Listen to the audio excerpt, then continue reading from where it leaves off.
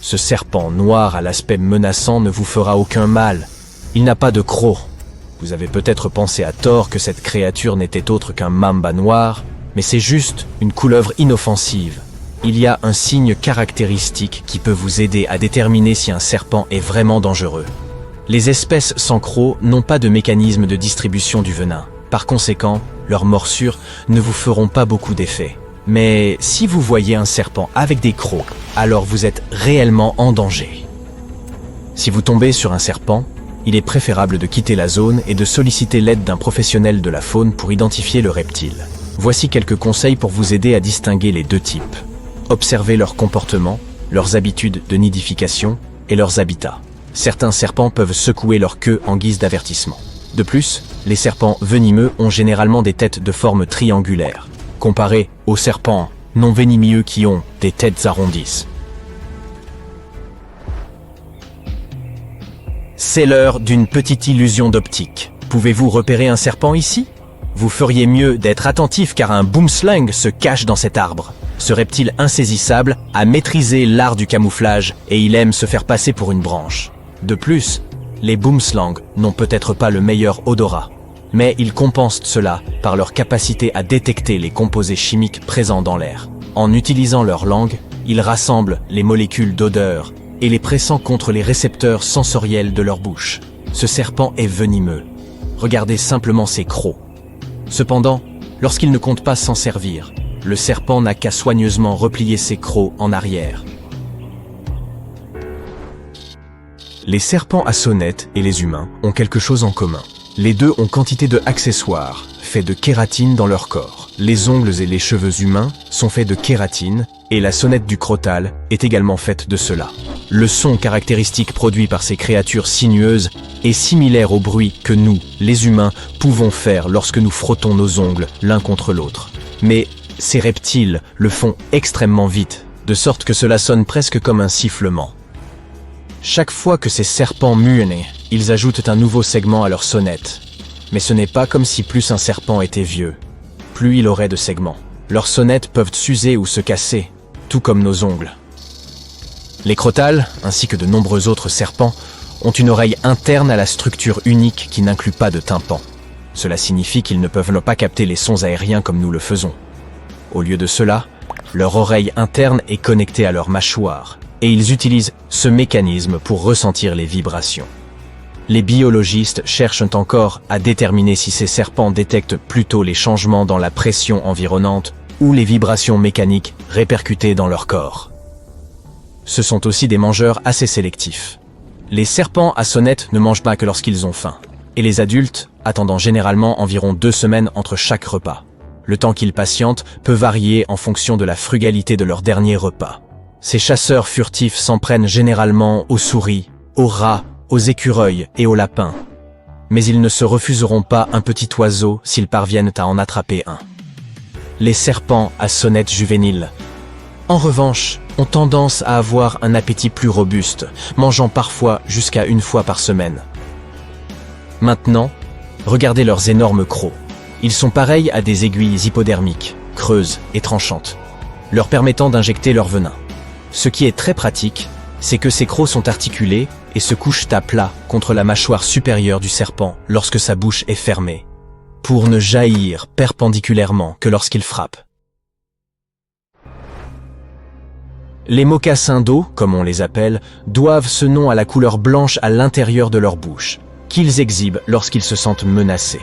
Ces serpents semi-aquatiques se déplacent sans effort à la fois dans l'eau et sur terre, ce qui leur vaut également ce surnom. Pourvus de fossettes thermosensibles, nichés entre leurs yeux et leurs narines, ils jouissent d'une extraordinaire capacité à détecter les plus petites variations de température et se focalisant avec précision sur leur proie potentielle. Il est rare que les mocassins d'eau s'en prennent aux humains. Ils réservent plutôt leur venin pour répondre à une provocation. Voici un conseil sur comment distinguer les serpents d'eau non venimeux de leurs dangereux homologues. Alors que les serpents d'eau affichent une silhouette élancée, les mocassins d'eau ont une présence plus lourde et plus robuste. Une autre différence est que les serpents d'eau présentent donc des queues et des têtes allongées et proportionnées à leur cou, contrairement à la tête large et épaisse d'un mocassin. Les pupilles des serpents d'eau sont rondes et diffèrent des pupilles verticales, semblable à celle des chats, des mocassins. De plus, les serpents non venimeux n'ont pas les fossettes faciales caractéristiques des vipères que présentent les mocassins d'eau. Lorsqu'ils se sentent en danger, les serpents d'eau non venimeux ont recours à une tactique ingénieuse pour imiter leurs cousins venimeux. En aplatissant leur corps et leur tête, ils aspirent à paraître plus massifs, ressemblant ainsi à des mocassins d'eau. Toutefois, un œil averti peut discerner la supercherie. La tête aplatie du serpent d'eau prend une forme triangulaire, distincte de la tête robuste et épaisse d'un mocassin. Voici une autre vedette venimeuse entre toutes, le serpent cuivré. Leur musc rappelle l'odeur du concombre, et leur venin est assez particulier lui aussi. Serez-vous dans le pétrin si ce serpent vous mord? Oui, tout à fait. Ce venin aide-t-il à guérir des affections mortelles? Eh bien, en quelque sorte. Ce n'est pas un fait totalement prouvé pour le moment. Mais les chercheurs testent cette théorie depuis longtemps, et ils ont remarqué que le venin du serpent cuivré pouvait, si ce n'est guérir certaines conditions graves, du moins ralentir leur progression. Pourtant, ils sont la morsure la plus vénémeuse de tous les serpents des États-Unis, quoique l'antivenin pour leurs morsures ne soit pas toujours nécessaire. Les serpents corail sont connus pour leur nature peu agressive, car ce sont des créatures timides et discrètes. Ils représentent moins d'1% des morsures de serpents en Amérique. Leur venin est une puissante neurotoxine qui paralyse les nerfs, et en raison de leurs petites dents, ils doivent mâcher leur proie pour y injecter le venin.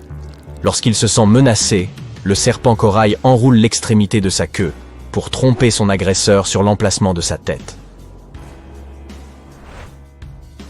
Le mystérieux et fascinant mamba noir a fait de la savane rocheuse son royaume et aime rôder près des termitières.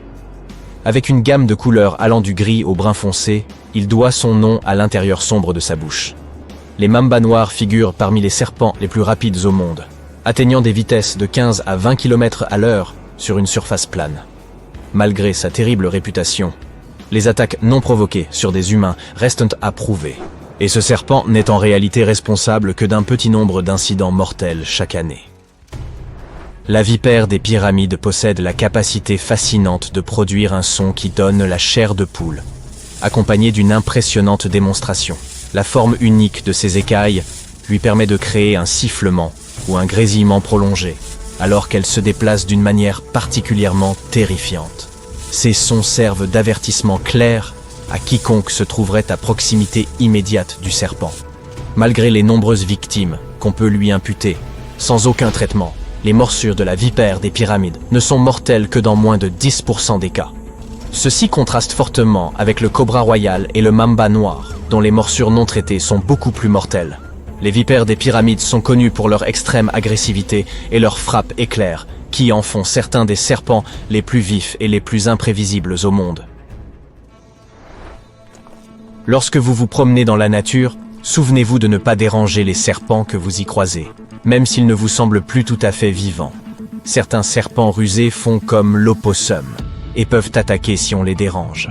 Si vous en apercevez un, donnez-lui un peu d'espace. En ce qui concerne les serpents, ils sont généralement assez timides et ne vous dérangeront pas à moins de se sentir menacés.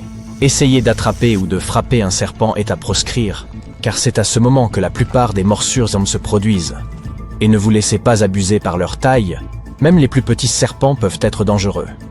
Ainsi, les bébés serpents bruns naissent même avec du venin. Il est donc préférable de les admirer de loin. Chaque année, plus de 7000 Américains sont victimes de morsures de serpents, souvent à cause de tentatives mal avisées de les manipuler ou de les combattre. Il est crucial de ne rien faire de tel et de rechercher une aide médicale d'urgence en cas de morsure. Comprendre comment différencier les serpents venimeux des serpents non venimeux est la clé pour évaluer les risques potentiels. Contactez un professionnel si vous n'êtes pas sûr de la nature exacte d'un serpent et n'en manipulez jamais un à pleine main, même s'il vous semble inoffensif. Tu te promènes en voiture avec ton amie Annie dans l'arrière-pays australien. Le soleil est brûlant, mais tu vois un groupe de mignons kangourous qui sautillent. Tu arrêtes la voiture et sors pour les filmer avec ton téléphone. Tu fais même une story en direct pour impressionner tes amis et tes followers. Soudain, l'un des kangourous s'élance vers vous à toute vitesse, prêt à vous tomber dessus. Bon, arrêtons-nous ici une seconde, juste avant que toi ou ton ami ne soyez blessés. Les kangourous ont des pattes extrêmement puissantes et peuvent sauter jusqu'à 10 mètres de hauteur. Ces pattes puissantes leur permettent de se déplacer par bonds à des vitesses allant jusqu'à 50 km/h, plus vite que n'importe quel être humain. Donc si tu envisages de distancer une foule de kangourous en colère, ou ne serait-ce qu'un seul d'entre eux, tu n'as aucune chance d'y parvenir. Ils t'auront pourchassé et mis à terre avant même que tu n'atteignes ta vitesse maximale. Leur queue est tout aussi puissante et agit parfois comme un cinquième membre lorsqu'ils broutent paisiblement dans un champ. Tout comme les vaches, les kangourous se nourrissent généralement d'herbes, mais aussi d'arbustes, de mousses et même de champignons. La queue est essentielle à l'équilibre du kangourou et représente la moitié de sa taille en station debout qui peut avoisiner les 1,80 m. Revenons à nos moutons. Le kangourou n'est plus qu'à quelques mètres de toi. La première chose que tu dois faire est de protéger ton corps. Tourne-toi sur le côté et allonge le bras. Assure-toi que ta tête est hors de portée. Leurs pattes sont dotées de griffes acérées qu'il vaut vraiment mieux éviter. Les coups sont portés des deux pieds. Ils déplacent alors leur poids sur la queue, puis déploient leurs pattes arrière, assénant un double coup de pied poussé à leur adversaire, en l'occurrence Annie et toi-même. Les pieds de ces animaux sont énormes, ce qui les rend extrêmement dangereux. Le temps est encore figé, alors Annie et toi prenez position, prêts pour l'attaque du kangourou. Et... action! Le kangourou se tient face à toi comme un boxeur sur un ring. Il se rapproche, mais tu es dans la bonne position pour réduire au maximum les dégâts. Toutefois, même en sachant comment se défendre, affronter un kangourou de 1,80 m n'est pas la meilleure stratégie. Le mieux que tu puisses faire est de reculer lentement sans le surprendre. Ne lui tourne pas le dos au risque de subir une attaque par derrière. Si battre en retraite ne suffit pas, fais-lui comprendre qu'il a remporté cette bataille. Ne prolonge aucun contact visuel et si tu peux, essaie de te recroqueviller sur toi-même. Tu as peut-être manqué certains signes d'alerte en les observant de loin. Les kangourous ne tapaient pas du pied parce qu'ils étaient contents de te voir. En réalité, ils te faisaient signe de ne pas approcher. Quand l'un d'eux a sauté vers toi, il s'est dressé haut sur ses pattes et a fléchi ses muscles pour affirmer sa position de dominant. Ta plus grosse erreur a été de t'arrêter alors qu'ils paissaient tranquillement. Ils t'ont considéré comme une menace et se sont mis sur la défensive. On peut voir plusieurs bébés kangourous qui sortent la tête de la poche de leur mère. Les kangourous femelles ont une poche sur leur ventre faite d'un pli de peau pour abriter les bébés. Les nouveau-nés font la taille d'une grappe de raisin, mais ils atteindront bientôt la taille impressionnante qu'on leur connaît à l'âge adulte. Au bout de 10 mois seulement, les petits sont prêts à sortir de la poche de la mère pour se mettre à sautiller par eux-mêmes. Quoi qu'il en soit, Annie et toi avez survécu à cette confrontation pour l'instant. Mais que se passe-t-il si tu te retrouves face à un kangourou de 12 mètres de haut? Je plaisante, tenons-nous-en à la stricte réalité et aux événements hautement probables. Par exemple, que faire en cas de rencontre avec un grizzly? La première chose à savoir, c'est qu'ils sont très mignons quand ils cueillent des baies ou se grattent le dos contre les arbres, mais leur côté sombre dépasse de loin celui des kangourous. Vous êtes en plein pique-nique, Annie et toi, quand soudain, un grizzly s'approche, attiré par l'odeur de la nourriture. Ne panique pas, nous allons de nouveau figer le temps pour te donner une chance de réfléchir à ce qu'il faut faire. En général, le meilleur moyen de survivre à une attaque de grizzly est de l'éviter complètement. Les grizzlies sont de grands vagabonds, toujours à la recherche des meilleurs spots pour s'alimenter. L'odorat de cet ours est impressionnant, et c'est bien son nez qui l'a conduit directement à votre pique-nique. L'ours est tout près de toi. Ne t'affole pas. Tu dois simplement lui montrer que tu n'es qu'un visiteur sur son territoire. Recule lentement tout en parlant d'un ton bas et calme. Il doit savoir que tu ne lui tiens pas tête, car la créature dominante ici, c'est bien lui. Il y a beaucoup de tension lors d'un face-à-face avec un ours, alors ne lui tourne pas le dos et ne t'enfuis pas. Cela ne fera que le provoquer à te prendre en chasse, et tu as peu de chances de gagner la course. Ces animaux sont plus rapides que les humains et savent nager et grimper aux arbres. Donc, à moins que tu ne saches comment te faire pousser des ailes et t'envoler, ne tente pas de distancer un grizzly. Le contact visuel est lui aussi à éviter. Tout comme les mignons kangourous, les ours prennent ce regard très au sérieux et surveillent chacun de tes mouvements. Un contact visuel direct et prolongé sera perçu comme un signe d'agression ou de défi. Les grizzlies sont du genre à tester leur adversaire en essayant de lui faire peur. Ils peuvent même simuler une charge pour évaluer sa réaction. Quoi qu'il fasse, il te faudra tenir bon. Si l'ours baisse la tête et fait saillir son cou vers toi, c'est qu'il compte te charger. Comme nous avons figé le temps, pour l'instant, nous ne pouvons pas savoir avec certitude quel sera son prochain mouvement. Replongeons dans l'action pour voir ce qu'il va faire, car tu devras planifier ton prochain coup en fonction de celui de l'ours. Alors, action! Le grizzly ne montre aucun signe d'agressivité jusqu'à présent. Il est juste curieux du décor. Rappelle-toi les consignes. Pas de contact visuel. Ok, l'ours commence maintenant à montrer une certaine hostilité. Ce qui signifie qu'il pourrait t'attaquer. Reste où tu es. Il se rapproche. La meilleure chose à faire dans ce scénario est de te soumettre complètement en t'allongeant à plat ventre sur le sol et en couvrant ta tête avec tes bras. Reste immobile. L'ours pourrait comprendre que tu te soumets et s'en aller. Il leur arrive parfois de rester dans les parages pendant un certain temps avant de décamper. Heureusement, cet ours n'en avait qu'après la nourriture du pique-nique. Il a donc attrapé les sandwichs et est parti. Vous avez eu de la chance pour cette fois. Mais si l'ours s'était décidé à attaquer, il aurait fallu le repousser autant que possible. Utilise tous les objets à proximité pouvant te servir de projectile. Vise alors les points les plus sensibles, comme les yeux ou le museau, et lance-les de toutes tes forces. Ce qui distingue les pumas des autres prédateurs, c'est qu'ils sont d'excellents traqueurs. Alors que tu fais une randonnée en forêt, tu ne réalises pas que tu n'es plus seul et qu'une présence invisible et menaçante accompagne depuis peu ta promenade. Les pumas te traqueront s'ils pensent que tu es comestible et peuvent surgir de nulle part au moment opportun. Ces félins n'attaquent pas les humains en principe, mais qui sait ce qui peut bien se passer dans la tête d'un si gros chat? La règle d'or face à un puma est à peu près la même que pour les autres animaux. Tiens bon et ne prends pas la fuite. Courir pourrait déclencher une attaque immédiate du félin et il te rattrapera à coup sûr. Ces animaux sont forts et ont des réflexes très rapides. Leurs griffes sont puissantes et leurs morsures sont encore pires. Tu ne veux pas être poursuivi par l'un d'eux. Alors que tu lui fais face, essaie de paraître plus grand que le puma. Lève les bras et gonfle ta poitrine. Garde toujours le contact visuel pour essayer d'affirmer ta domination. Tu ne dois pas paraître plus faible ou soumis au félin, contrairement au grizzly ou au kangourou. A l'inverse, tu dois montrer que tu es plus puissant que lui. Alors ne te recroqueville pas et ne tremble pas. Il surveille chacun de tes mouvements. La suite des événements repose sur lui. Reprenons, d'accord ? Bon, on dirait qu'il se montre agressif. C'est un puma coriace et il ne veut pas perdre sa proie. Si le fait de paraître imposant ne donne rien, essaie d'agiter tes bras dans tous les sens et de crier très fort. Si tu peux lui jeter des pierres pour l'effrayer, ce serait un plus. Le félin a l'air de vouloir attaquer. Quoi qu'il arrive, ne flanche pas. Au bout d'un moment, il se soumet et s'enfuit. Tu as gagné cette fois-ci, mais ça ne veut pas dire que ça sera le cas la prochaine fois. Si le puma s'en prend à toi, ta seule option pour rester en vie est de te défendre et de rendre les coups. Appuie-toi sur ton environnement pour t'aider et surtout, n'abandonne pas.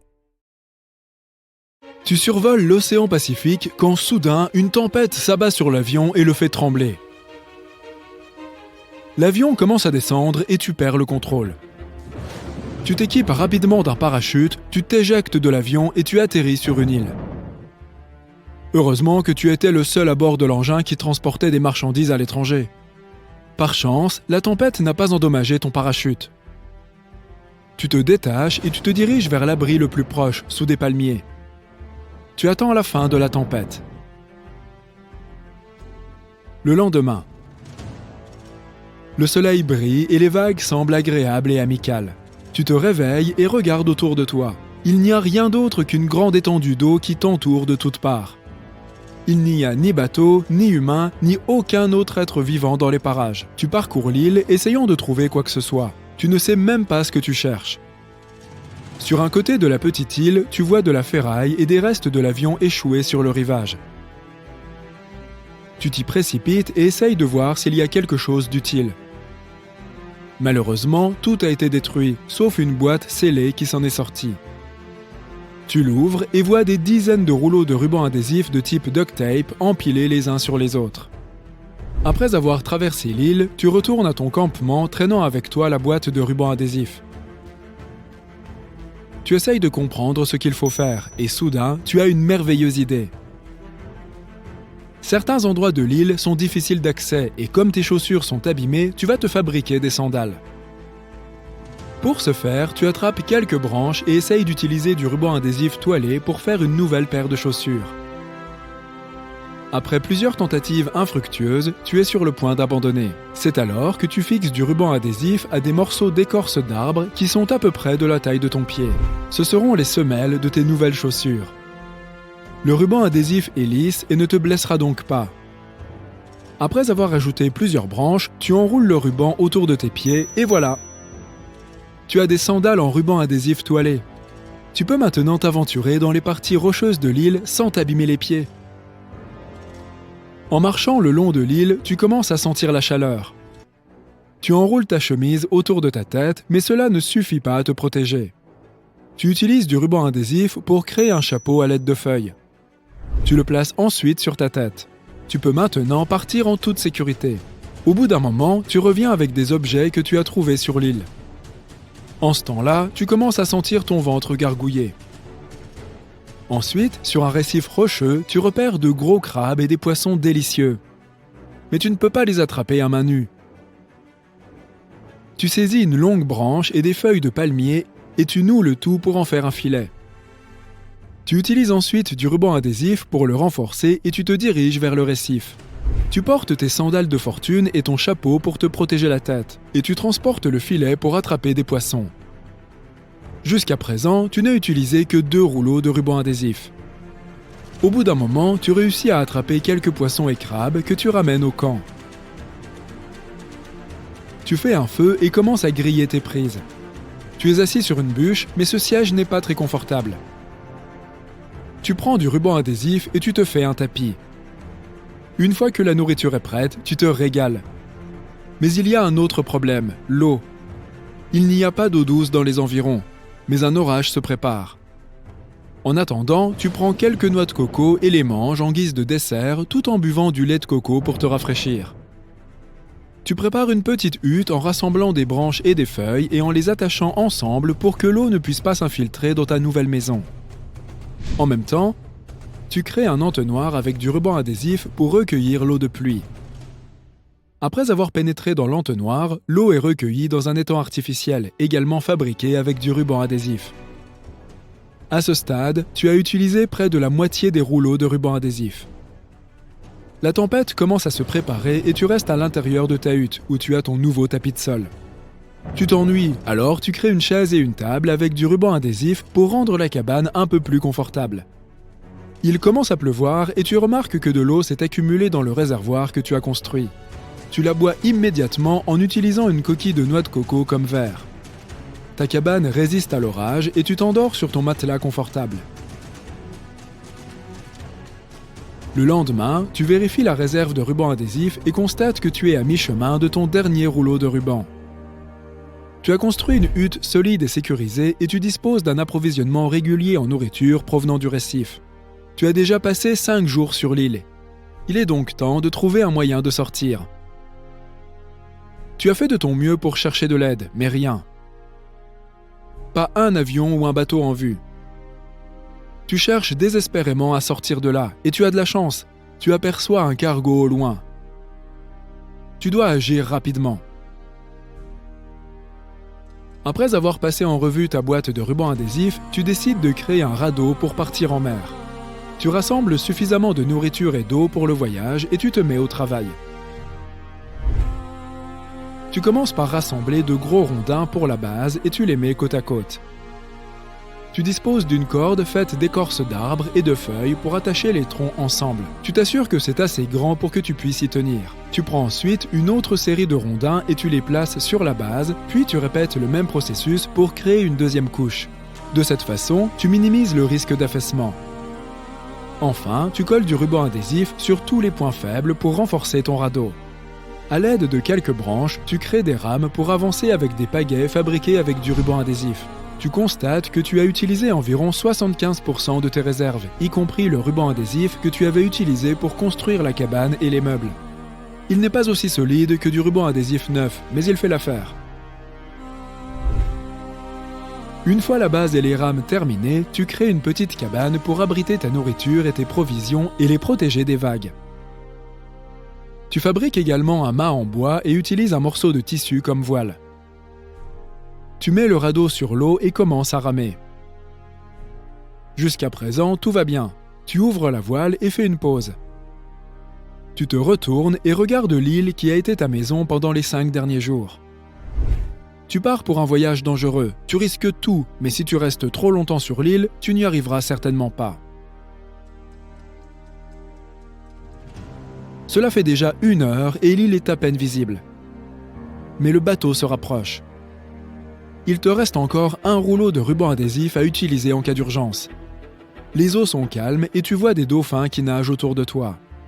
Tu manges du poisson et bois de l'eau avant de remarquer que les vagues ont grossi. Tu prépares ta voile et tu te mets à l'abri. Heureusement que ton radeau est solide. De grosses vagues s'écrasent contre lui, faisant tomber une partie de ta nourriture et de ton eau. Mais le radeau est toujours en un seul morceau.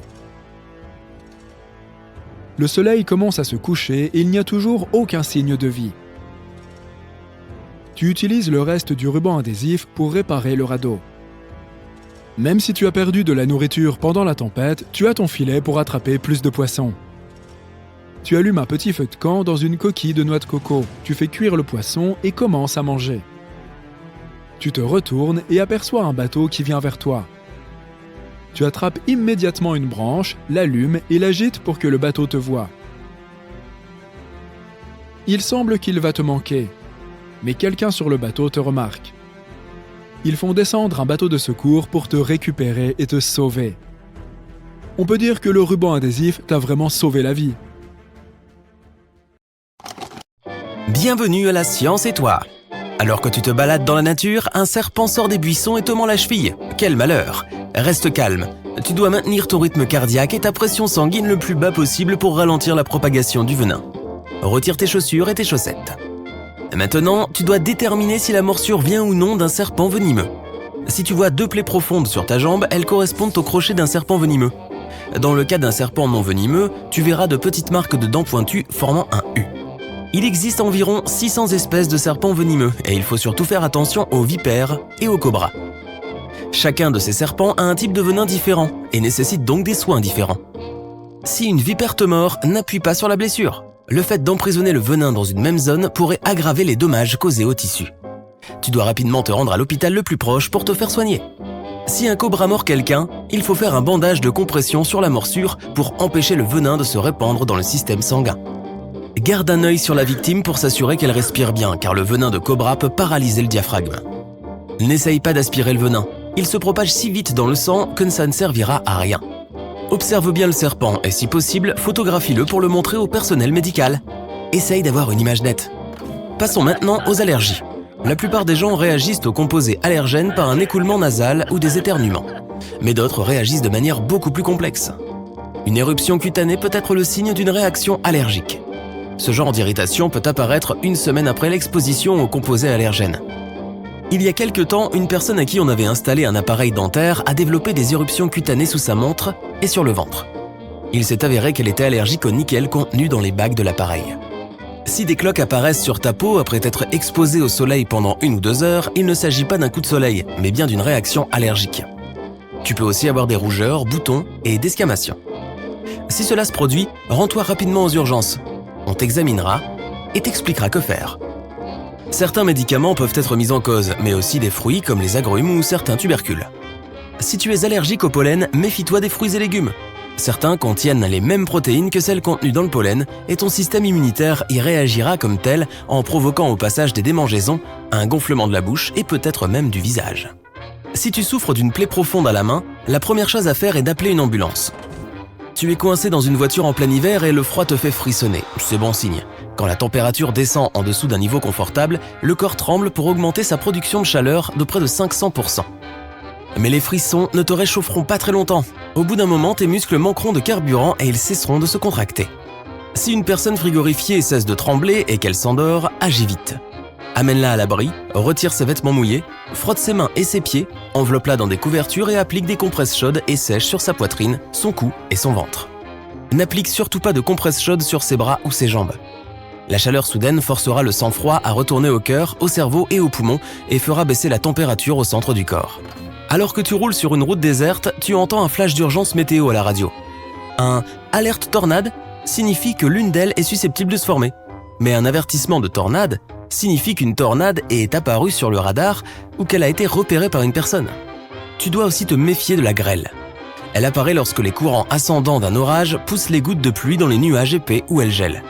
Mais à l'approche d'une tornade, il peut grêler sans pleuvoir. Tout devient subitement calme et il n'y a pas le moindre souffle de vent. Tu verras alors les nuages se déplacer en rotation ou vers le ciel, puis tu entendras comme un bruit de cascade qui se transformera en rugissement lorsque la tornade se rapprochera. Ce bruit est semblable à celui d'un train ou d'un réacteur d'avion. Des débris commenceront à tomber et un nuage en forme d'entonnoir se mettra à tournoyer, attirant les branches et les feuilles vers le haut. Si la tornade ne se déplace ni vers la gauche ni vers la droite, c'est qu'elle se dirige peut-être vers toi, et tu ne te rendras compte que lorsqu'elle sera trop près. Mets-toi vite à l'abri. Alors que tu es en train de regarder la télévision chez toi, tu entends un étrange bruit de claquement. Cela ressemble à un courant d'air, mais après avoir vérifié toutes les portes, tu ne dis qu'il n'y a rien. Le lendemain, tu sens une pression dans ta poitrine qui empire au fur et à mesure de la semaine. Ces douleurs thoraciques s'accompagnent alors d'une terrible sensation d'épuisement.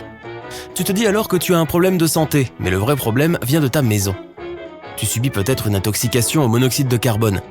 Lorsque ce gaz remplit ta maison, il s'accumule dans ton sang et remplace peu à peu l'oxygène de ton corps. Cet empoisonnement peut provoquer des maux de tête, des nausées et un état de confusion. Dans ce cas, cours dehors pour prendre l'air et appelle les urgences. Procure-toi également un détecteur de monoxyde de carbone et installe-le dans le couloir ou dans la pièce où tu dors. Vérifie les piles 2 fois par an et si l'alarme se déclenche, sors immédiatement chez toi. Alors que tu fais du patin à glace sur un lac gelé, tu entends un craquement et tu te retrouves subitement dans l'eau glacée. D'abord, ton corps va entrer en état de choc à cause du changement soudain de température. Ne panique pas, ça passera au bout d'1 à 3 minutes. Trouve alors un morceau de glace solide auquel t'accrocher. N'essaye pas d'y grimper, mets simplement tes bras sur la glace et pousse avec tes jambes comme si tu voulais nager en avant. Cela t'aidera à ramper doucement hors de l'eau. Une fois que tu es sur la glace, ne te lève pas, car ton poids se concentrera sur une petite surface de glace et elle craquera de nouveau. Continue à ramper ou rouler jusqu'à atteindre la terre ferme. Saurais-tu briser la vitre d'une voiture en toute urgence ? Ces vitres sont constituées de plusieurs couches de matériaux dont le but est de les rendre résistantes. Voici comment faire. Évite le pare-brise et la lunette arrière, car ils sont plus difficiles à casser. Opte pour les vitres côté conducteur ou passager. Si tu as un marteau, ne vise pas le centre de la vitre, mais plutôt les bords, là où la vitre est moins résistante. Si les vitres résistent au marteau, tournevis ou autre outil, cherche une petite pierre pointue. Si cela ne fonctionne pas, essaie avec une bougie d'allumage. Ouvre le capot, retire la bougie, casse le boîtier en porcelaine et frappe la pièce de céramique n'importe où sur la vitre. Imagine que tu es en vacances quelque part au bord du Pacifique. Soudain, tu ressens une forte secousse. C'est peut-être le signe avant-coureur d'un tsunami qui approche. Il pourrait aussi déclencher de grosses vagues à plusieurs milliers de kilomètres de distance. Mais il y a d'autres signes qui annoncent l'approche d'un tsunami. L'un d'eux est le changement soudain du niveau de l'eau. Si tu vois l'eau se retirer rapidement et découvrir le fond, cours te réfugier à au moins 30 mètres d'altitude et à 1,5 km à l'intérieur des terres. Selon de nombreux experts, lorsque l'eau de mer commence à se retirer, il reste 5 minutes pour évacuer avant que la vague géante ne frappe. Et n'oublie pas, la science et toi est toujours là pour t'aider. Tu fais une randonnée dans une sublime réserve protégée en Californie et tu te retrouves face à un puma. Reste calme, tu dois lui montrer que tu n'as pas peur. Crie fort en direction de l'animal et agite tes bras. Si ça ne marche pas, lance des pierres, des branches et tout ce qui te tombe sous la main. Vise le sol devant le puma. Ne lance jamais rien directement sur lui. Cela ne ferait que l'énerver davantage. Si le puma se rapproche, protège tes parties les plus vulnérables. Il visera le cou et essaiera d'attraper tes bras.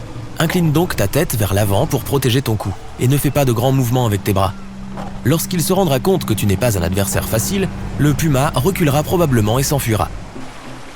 Tu es à Yellowstone. Ici, tu te retrouves face à face avec un grizzly.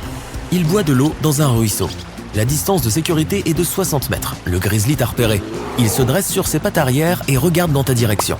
Il a maintenant la taille d'un joueur de basketball de taille normale et il pèse près de 360 kg. Tu n'as donc aucune chance de gagner. Tu dois rester figé sur place. Les grizzlies ont une mauvaise vue, donc il se peut qu'ils ne te voient pas. Mais ensuite, il commence à marcher dans ta direction. Ne lui tourne pas le dos et n'essaie pas de courir le plus vite possible. Il te poursuivra. Tu dois paraître plus grand que tu ne l'es vraiment. Agite tes bras et écarte tes jambes un peu plus. Parle et crie constamment en direction de l'ours. Il comprendra que tu n'es pas un simple cerf. Essaie de faire un bruit de métal. Si tu as de la nourriture sur toi, ne la jette pas à l'ours. Pose-la par terre et continue de reculer en face de l'animal. S'il commence à courir vers toi, ta seule chance est de te coucher par terre et de rester figé. Les ours ne sont pas des charognards. Donc s'il pense que tu n'es pas vivant, il va juste te renifler, hausser les épaules et s'en aller. Maintenant, tu vas faire de la plongée sur la côte de la Floride. Tu dois te protéger du grand requin blanc. Ne porte jamais de bijoux brillants et voyants quand tu te baignes. Ils attirent les requins. Et ne te baigne jamais la nuit. C'est à ce moment-là qu'ils sortent pour chercher de la nourriture. Beaucoup de projections d'eau peuvent également attirer ce prédateur marin. Mais si le requin nage quand même vers toi, la règle est la suivante. Fais tout ce qui est en ton pouvoir pour l'affronter et gagner. Essaie de rester calme et de nager vers la plage. Si le requin te prend pour de la nourriture, il n'y a qu'une seule chose qui peut l'effrayer. Essaie de frapper le requin sur le nez, les yeux ou les branchies. Maintenant, tu es en Afrique. Ici, dans les hautes herbes de la savane, tu vois un lion. Et le pire, c'est qu'il te voit aussi. La première chose que tu dois faire est de maintenir le contact visuel. Ne tourne pas le dos au lion. Et ne cours pas. Ce prédateur de 2 mètres, qui pèse autant que 3 adultes, court vers toi à la vitesse d'une voiture sur l'autoroute. Mais il s'arrête brusquement et continue à te fixer. Les lions font souvent semblant de charger pour effrayer leur adversaire. À ce stade, tu dois paraître beaucoup plus grand que tu ne l'es réellement. Écarte les bras et fais des grands bruits. Le lion peut alors faire une autre fausse charge. Et si tu ne bouges pas, le lion se rendra compte que tu es un adversaire de taille et repartira dans l'autre sens.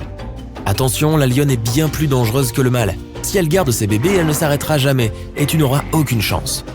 Ta Jeep de safari t'emmène à l'endroit suivant. Tu vois des éléphants qui boivent paisiblement de l'eau. Ces animaux peuvent mesurer 3 mètres de haut et peser autant que 2 4x4. Ils peuvent même renverser des voitures avec leur puissante défense. Et voilà justement que l'un d'eux te voit et remue ses grandes oreilles. C'est du bluff. Avec ses oreilles, l'éléphant veut paraître plus grand et te faire fuir. Il a aussi peur et ne se précipitera pas sur toi. Tu dois faire comprendre à la bête que tu ne la menaces pas. Ne crie pas et n'agite pas tes bras. Recule lentement jusqu'à ce que tu aies quitté l'espace personnel de l'éléphant. Mais s'il court vers toi avec les oreilles contre la tête, il ne bluffe pas. Grimper à un arbre n'est pas une bonne option pour le moment. Il pourrait frapper l'arbre et te faire tomber. Il pourrait même le faire basculer avec son gros tronc. Tu dois courir en zigzag. L'éléphant est lourd et il lui est difficile de changer de direction rapidement. Donc petit à petit, tu vas commencer à t'éloigner de lui. Mais n'oublie pas qu'un éléphant peut courir à 40 km/h. Il est donc peu probable que tu lui échappes. Passons maintenant au fleuve Nil, en Égypte. On y trouve le plus grand nombre de crocodiles au monde. Si tu fais du camping, installe-toi à une distance d'au moins 50 mètres de la rive. De cette façon, le crocodile ne trouvera pas ton campement la nuit. Ne quitte jamais le crocodile des yeux. Il peut profiter de ce moment et te prendre par surprise. Leur vitesse de pointe est seulement de 16 km/h, mais ils peuvent faire des charges de 13 mètres par seconde à partir de l'eau. Donc la seule chance de survivre est de rester hors de l'eau. Sinon, les points faibles du crocodile sont les yeux, le bout du nez et la membrane de la gorge. Cette membrane empêche l'eau de pénétrer dans la gorge du crocodile. Lorsque tu fuis un crocodile, fais attention à ne pas tomber sur un hippopotame. C'est l'un des animaux les plus dangereux au monde. Ils peuvent avoir la taille d'une voiture de tourisme et peser autant qu'un gros éléphant. En plus, ils peuvent courir aussi vite que les chevaux. Donc ils sont sûrs de te dépasser dans un sprint. L'essentiel est de ne pas les effrayer. Si tu es à une bonne distance de sécurité, attire son attention avec un bruit fort. En général, il essaiera de s'éloigner de toi. Profite de cet instant pour reculer toi aussi. Mais si tu vois un hippopotame bâiller, c'est le signe que tu violes sa zone de confort. Ils peuvent ouvrir leur gueule à 180 degrés et ont la force de morsure d'un crocodile. Tu ne pourras donc pas le vaincre et tu dois t'enfuir. La meilleure option est de grimper à un arbre ou à quelque chose en hauteur. Les hippopotames ont du mal à grimper en hauteur. Et si tu parviens à t'échapper, tu seras l'une des rares personnes à avoir survécu à un face-à-face avec un hippopotame. Il y a aussi des buffles qui vivent ici dans la savane. Ils peuvent être aussi hauts qu'un homme adulte et peser 1 tonne. Et contrairement aux lions et aux éléphants, ils ne font pas de fausses charges. Si tu vois cette machine foncer sur toi, elle a certainement de mauvaises intentions. Leurs cornes puissantes et leurs crânes peuvent plier des plaques de métal. Ils peuvent transformer une voiture neuve en un tas de ferraille. On ne peut jamais distancer un bison. Ta seule option est donc de trouver l'arbre le plus proche et de courir vers lui, avant même que le buffle commence sa charge. Si tu tombes sur un serpent, tu dois rester figé sur place. Il existe une infinité d'espèces de serpents, et tu ne sais pas si ton adversaire est venimeux ou non. Tu dois donc absolument éviter de te faire mordre. Fais des mouvements lents et fluides vers l'arrière. Si le serpent te suit, arrête-toi et commence à taper du pied. Les fortes vibrations du sol devraient le faire fuir. Si le serpent te mord quand même, essaie de te rappeler exactement à quoi il ressemble. Mieux encore, prends une photo de lui. Pour neutraliser le venin, tu dois prendre un antidote contre le venin spécifique de cette espèce de serpent. Tu es maintenant en route pour l'Asie du Nord-Est. Alors que tu traverses une jungle dense, tu aperçois une clairière.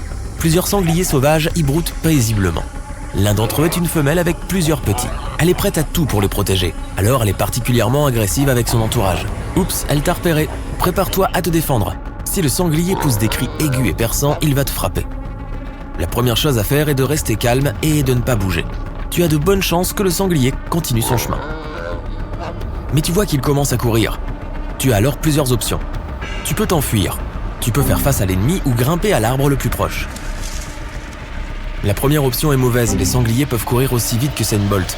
Et lorsqu'il te rattrapera, ses défenses pointues ne te laisseront aucune chance. Option B, rester où tu es. Faux. Un sanglier peut peser autant qu'une moto et être presque aussi long qu'un adulte. Un coup à 40 km/h te mettra à terre.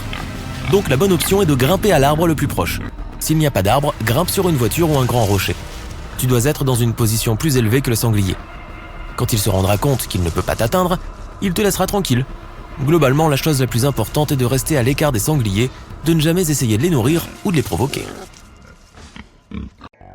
Si tu tombes d'une grande hauteur, essaie de reproduire la position d'un parachutiste. Ta tête et ta poitrine doivent être orientées vers le bas. Écarte tes bras et tes jambes et plie-les à un angle de 90 degrés. Si possible, détermine un endroit pour atterrir. Des buissons ou des meules de foin peuvent amortir la chute. En revanche, la surface de l'eau n'est sans danger que si la chute ne dépasse pas 45 mètres de haut. Avant d'atterrir, essaie de placer ton corps à la verticale. Rappelle-toi qu'il est toujours préférable de tomber en avant qu'en arrière. Protège ta tête et ton cou en fermant tes bras ensemble autour de toi. En fait, rien de tout cela ne pourra vraiment te sauver, mais cela te donnera quelque chose à faire avant de t'écraser comme une énorme pierre qui creusera un cratère sur le sol. Mais bon, si tu tombes du haut d'une falaise par exemple, fais tout ton possible pour décomposer ta chute en plusieurs parties. Et plus elles sont courtes, mieux c'est. Chacune de ces étapes absorbera une partie de l'impact de la chute. De cette façon, tu auras beaucoup plus de chances de survivre. Essaie par exemple de t'accrocher à un objet solide, comme un buisson ou un rocher, tout ce que tu trouveras. Si tu vois un morceau de bois ou une planche, attrape-le aussi. Cela pourrait contribuer à amortir ta chute lorsque tu toucheras le sol. Plus important encore, ne maintiens pas ton corps trop rigide. Cela risquerait d'endommager tes organes internes. Protège ta tête et essaie d'atterrir sur tes pieds avec tes genoux légèrement pliés. Bon, on ne va pas se mentir, une fois que tu auras touché le sol, tout ce qui te concerne sera légèrement plié, tu vois, mais bon, il faut essayer, hein. Si un bâtiment dans lequel tu te trouvais s'est effondré et que tu te retrouves sous un tas de débris et de gravats, essaie de ne pas céder à la panique. Oui, pas évident, je sais. Ta tâche principale est alors de protéger tes organes respiratoires et de faire durer ta réserve d'air le plus longtemps possible. S'il y a assez de place, enlève ta chemise ou ton t-shirt et fais un nœud avec le bas. Remets-le ensuite sur ta tête par le trou du cou, de façon à ce que le nœud soit au-dessus de ta tête. Tu auras ainsi une capuche de fortune qui protégera ton visage de la poussière, du sable et des débris. Elle te fournira également un peu d'oxygène pendant que tu essaies de remonter à la surface. Si tu es coincé dans un ascenseur qui tombe, allonge-toi sur le dos et essaie d'occuper le plus d'espace possible. La graisse et les muscles de ton corps sont compressibles. Ils absorberont une partie de la force de l'impact. Si tu ne peux pas t'allonger, assieds-toi sur le sol. C'est toujours mieux que de rester debout. Tes fesses agiront comme un airbag dans une voiture. Mais quelle que soit la position que tu choisisses, couvre et protège ta tête. La meilleure façon de le faire est de mettre un bras devant ton visage et l'autre sur ta nuque. Si tu te retrouves coincé dans la nature, commence par trouver de l'eau. Vérifie les zones de basse altitude. S'il y a des montagnes, cherche de l'eau au pied des falaises. Si tu réussis à trouver de l'eau de pluie, ne la laisse pas trop longtemps dans un récipient, elle pourrait s'abîmer. Observe bien les fourmis qui grimpent aux arbres. Il est probable qu'elles se dirigent vers une source d'humidité à l'intérieur de l'arbre. Une bouteille d'eau peut te permettre d'allumer un feu si tu la laisses suffisamment longtemps sous la lumière directe du soleil. La bouteille agira comme une lentille, rassemblant toute la chaleur en un seul endroit. Utilise du feu et de la fumée pour signaler ta présence et avoir de l'aide. Recouvre les flammes avec une grosse branche ou avec une casserole pendant 3 à 4 secondes. Cela permettra de rassembler suffisamment de fumée. Puis, laisse s'échapper ce nuage de fumée. Si tu es tombé au travers de la glace, essaie de revenir vers le bord. N'essaie pas de te hisser en dehors de l'eau en t'appuyant sur le rebord. Il continuera à se détacher et tu t'épuiseras en un rien de temps. Bats des pieds et des jambes jusqu'à ce que ton corps soit complètement à l'horizontale dans l'eau. Après cela, sors de l'eau et monte sur la glace. Une fois que tu y es arrivé, ne te lève surtout pas.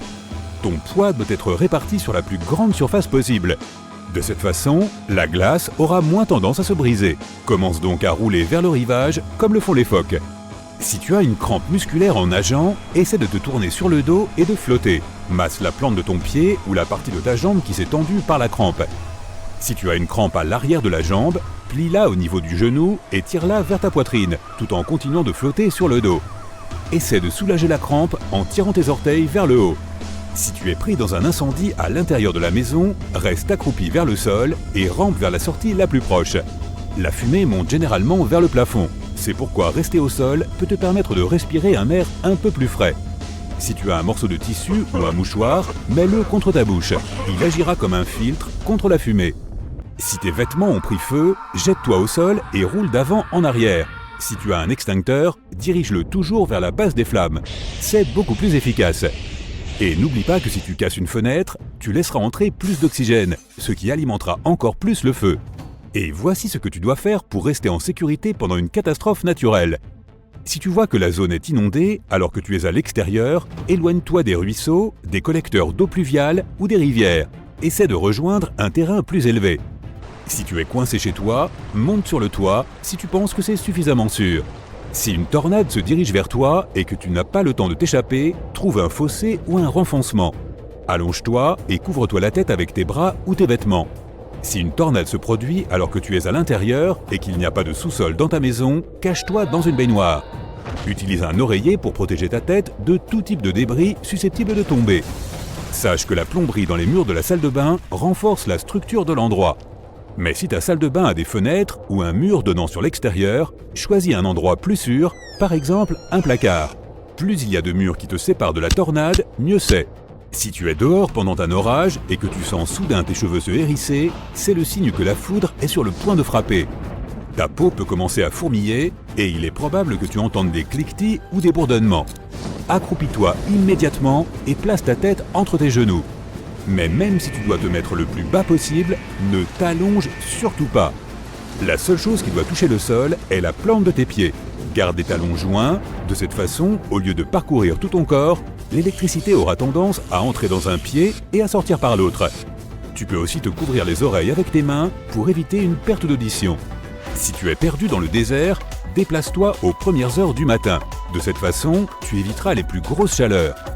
Si tu vois une colline ou un autre terrain élevé, grimpe dessus et regarde aux alentours.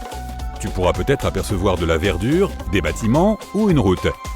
La nuit, une telle opportunité ne s'offre évidemment pas. De nombreux animaux du désert chassent également après le coucher du soleil. Voici comment il faut se comporter avec les animaux sauvages. Si un taureau te charge, reste immobile jusqu'à ce qu'il s'approche, puis lance un vêtement dans la direction opposée. Les taureaux réagissent au mouvement, et en jetant un chapeau ou une chemise loin de toi, tu vas distraire l'animal. Il poursuivra l'objet en mouvement et t'oubliera. Si un requin se dirige vers toi, ne nage pas en panique pour t'éloigner de lui. Tu ressemblerais à une proie que l'animal voudra dévorer. Attends que le requin se rapproche et commence à le frapper avec tes poings. Vise ses yeux, son nez et ses branchies. Ce sont les seules zones vulnérables du corps de l'animal. Si tu rencontres une meute de chiens hostiles, détourne leur attention et éloigne-toi tranquillement. Si l'un des chiens se jette sur toi, place un objet entre toi et les mâchoires de l'animal. Maintenant, disons que tu as accidentellement dérangé un essaim d'abeilles. Et bon, elles s'en prennent à toi. Cours en ligne droite, aussi vite que possible, jusqu'à ce qu'elles cessent de te poursuivre. Une solution encore meilleure consiste à trouver un abri, ta voiture, une maison ou même des toilettes publiques, et de se cacher à l'intérieur. Maintenant, si tu rencontres accidentellement un ours, présente-toi. Non, attends, en fait, tout dépendra de son espèce. Si c'est un grand ours brun, couche-toi par terre et fais comme si tu étais mort. Ça ne devrait pas être difficile. Mais s'il s'agit d'un ours noir plus petit qui attaque rarement les gens, crie et fait semblant d'être plus grand, cela peut t'aider. Tu peux aussi essayer de faire fuir l'ours en faisant semblant de te jeter sur lui. Si tu rencontres un serpent, essaie de ne pas faire de bruit. Si tu as l'occasion de t'éloigner, saisis-la. Mais si tu ne peux pas éviter le reptile, hausser la voix, taper 2 bâtons l'un contre l'autre ou taper du pied peut le faire reculer. Même si les serpents n'ont pas d'oreilles visibles, ils sont sensibles aux vibrations. Et si toutes ces choses t'arrivent le même jour, eh bien, appelle les gens du livre Guinness des records, je pense que tu mérites de figurer dedans. Tu es prêt pour un défi un peu spécial ? Tu ne pourras pas quitter l'enceinte d'une baignoire de quelque type que ce soit pendant 1 mois entier. Et tes amis se relaieront pour te livrer de la nourriture et des boissons. Tu pourras régler la température de l'eau quand tu le souhaites afin qu'elle te convienne. Tu t'enthousiasmes déjà et tu es persuadé que tu vas gagner une belle somme d'argent, plusieurs centaines d'euros, lorsque tu auras tenu 1 mois entier. C'est un pari que tu as fait récemment avec tes amis, dans un simple village de pêcheurs alors que vous étiez assis dans un bar. Tu étais loin de te douter qu'une simple conversation mènerait à cela. Vous avez discuté de l'évolution de l'humanité et la conversation a porté principalement sur la possibilité que les humains évoluent vers des mammifères aquatiques, devenant potentiellement amphibies. L'évolution nous le prouvera, as-tu essayé de déclarer à tes amis. Ils n'étaient pas convaincus, même avec ton exemple sur le fait d'avoir les doigts fripés après être resté trop longtemps dans l'eau. Un trait évolutif que nous, les humains, avons acquis pour avoir une meilleure prise lorsque nous pêchons à main nue. Bien sûr, tes amis ne voient pas comment cela pourrait avoir de rapport avec une évolution possible vers un état amphibie. Tu as ressenti le besoin de leur prouver qu'ils avaient tort. Et alors que tes amis étaient assis à s'amuser, passant à autre chose que votre conversation sur l'évolution aquatique, tu as bien réfléchi. Comment puis-je leur prouver qu'ils ont tort? Puis, l'idée t'est venue. Tu t'es levé, le doigt pointé vers le ciel, et tu as dit « Je parie que je peux rester dans une baignoire pendant 1 mois entier. » Et te voilà maintenant en train de suivre des dispositions dont tu sembles douter. Ta connaissance de l'évolution particulière de l'homme te redonne confiance. Et tu sais qu'il y a eu quelques cas dans l'histoire de l'humanité où les gens se sont adaptés naturellement pour vivre avec la mer. Cela te semble donc être un pari sûr. Par exemple, les nomades de la mer, d'Asie du Sud-Est, pêchent depuis 1000 ans à leur manière. En plongeant profondément dans l'eau pour attraper leurs poissons, armés de simples saguets, ces nomades se sont adaptés pour devenir plus grands au fil des siècles. Cela a permis de pomper plus de cellules d'oxygène dans les organes vitaux et d'en stocker davantage en vue de leur plonger en eau profonde. Cette compréhension suffit à te galvaniser, alors que tu attends le premier jour du pari. Pendant les premières heures, tout semble bien se passer. En fait, tu trouves que c'est facile et tu plaisantes toute la journée. Tu affirmes que ce sera l'argent le plus facile que tu auras jamais gagné, et tu énumères ce que tu as prévu d'acheter avec. Tu dors bien pendant la première nuit, mais tu es loin de te douter que ta peau absorbe l'eau de la baignoire pendant que tu dors. À chaque heure qui passe, une plus grande quantité d'eau pénètre dans ta peau. Entre les 2 couches, des bulles d'eau se forment, créant des bosses visibles sur sa couche externe. En te réveillant le lendemain, tu es légèrement alarmé de voir la transformation de ta peau. Tu regardes tes mains. Elles sont toutes blanches avec la peau qui s'effrite et tes bras sont couverts de grosses cloques pleines de liquide. Ce n'est pas joli à voir. Tu entends quelqu'un entrer dans la salle de bain et tu essayes de te calmer. Ce n'est que le 2e jour, après tout. Tu dois t'endurcir. Tu dois gagner ce pari, non seulement pour l'argent, mais aussi pour ta fierté. Ton ami entre dans la salle de bain avec un plateau de nourriture. Son visage devient vite pâle lorsqu'il voit les bosses sur tes bras. Inquiet, il te demande si tu vas bien. Mais, étonnamment, tu te sens très bien et réponds que ça te démange juste un peu. Tu es curieux de comprendre pourquoi il n'y a pas de douleur, étant donné l'aspect de tes bras. Sans réfléchir, tu commences à gratter les grosses bulles sur tes bras. Tu continues à les frotter afin de voir la réaction de ta peau.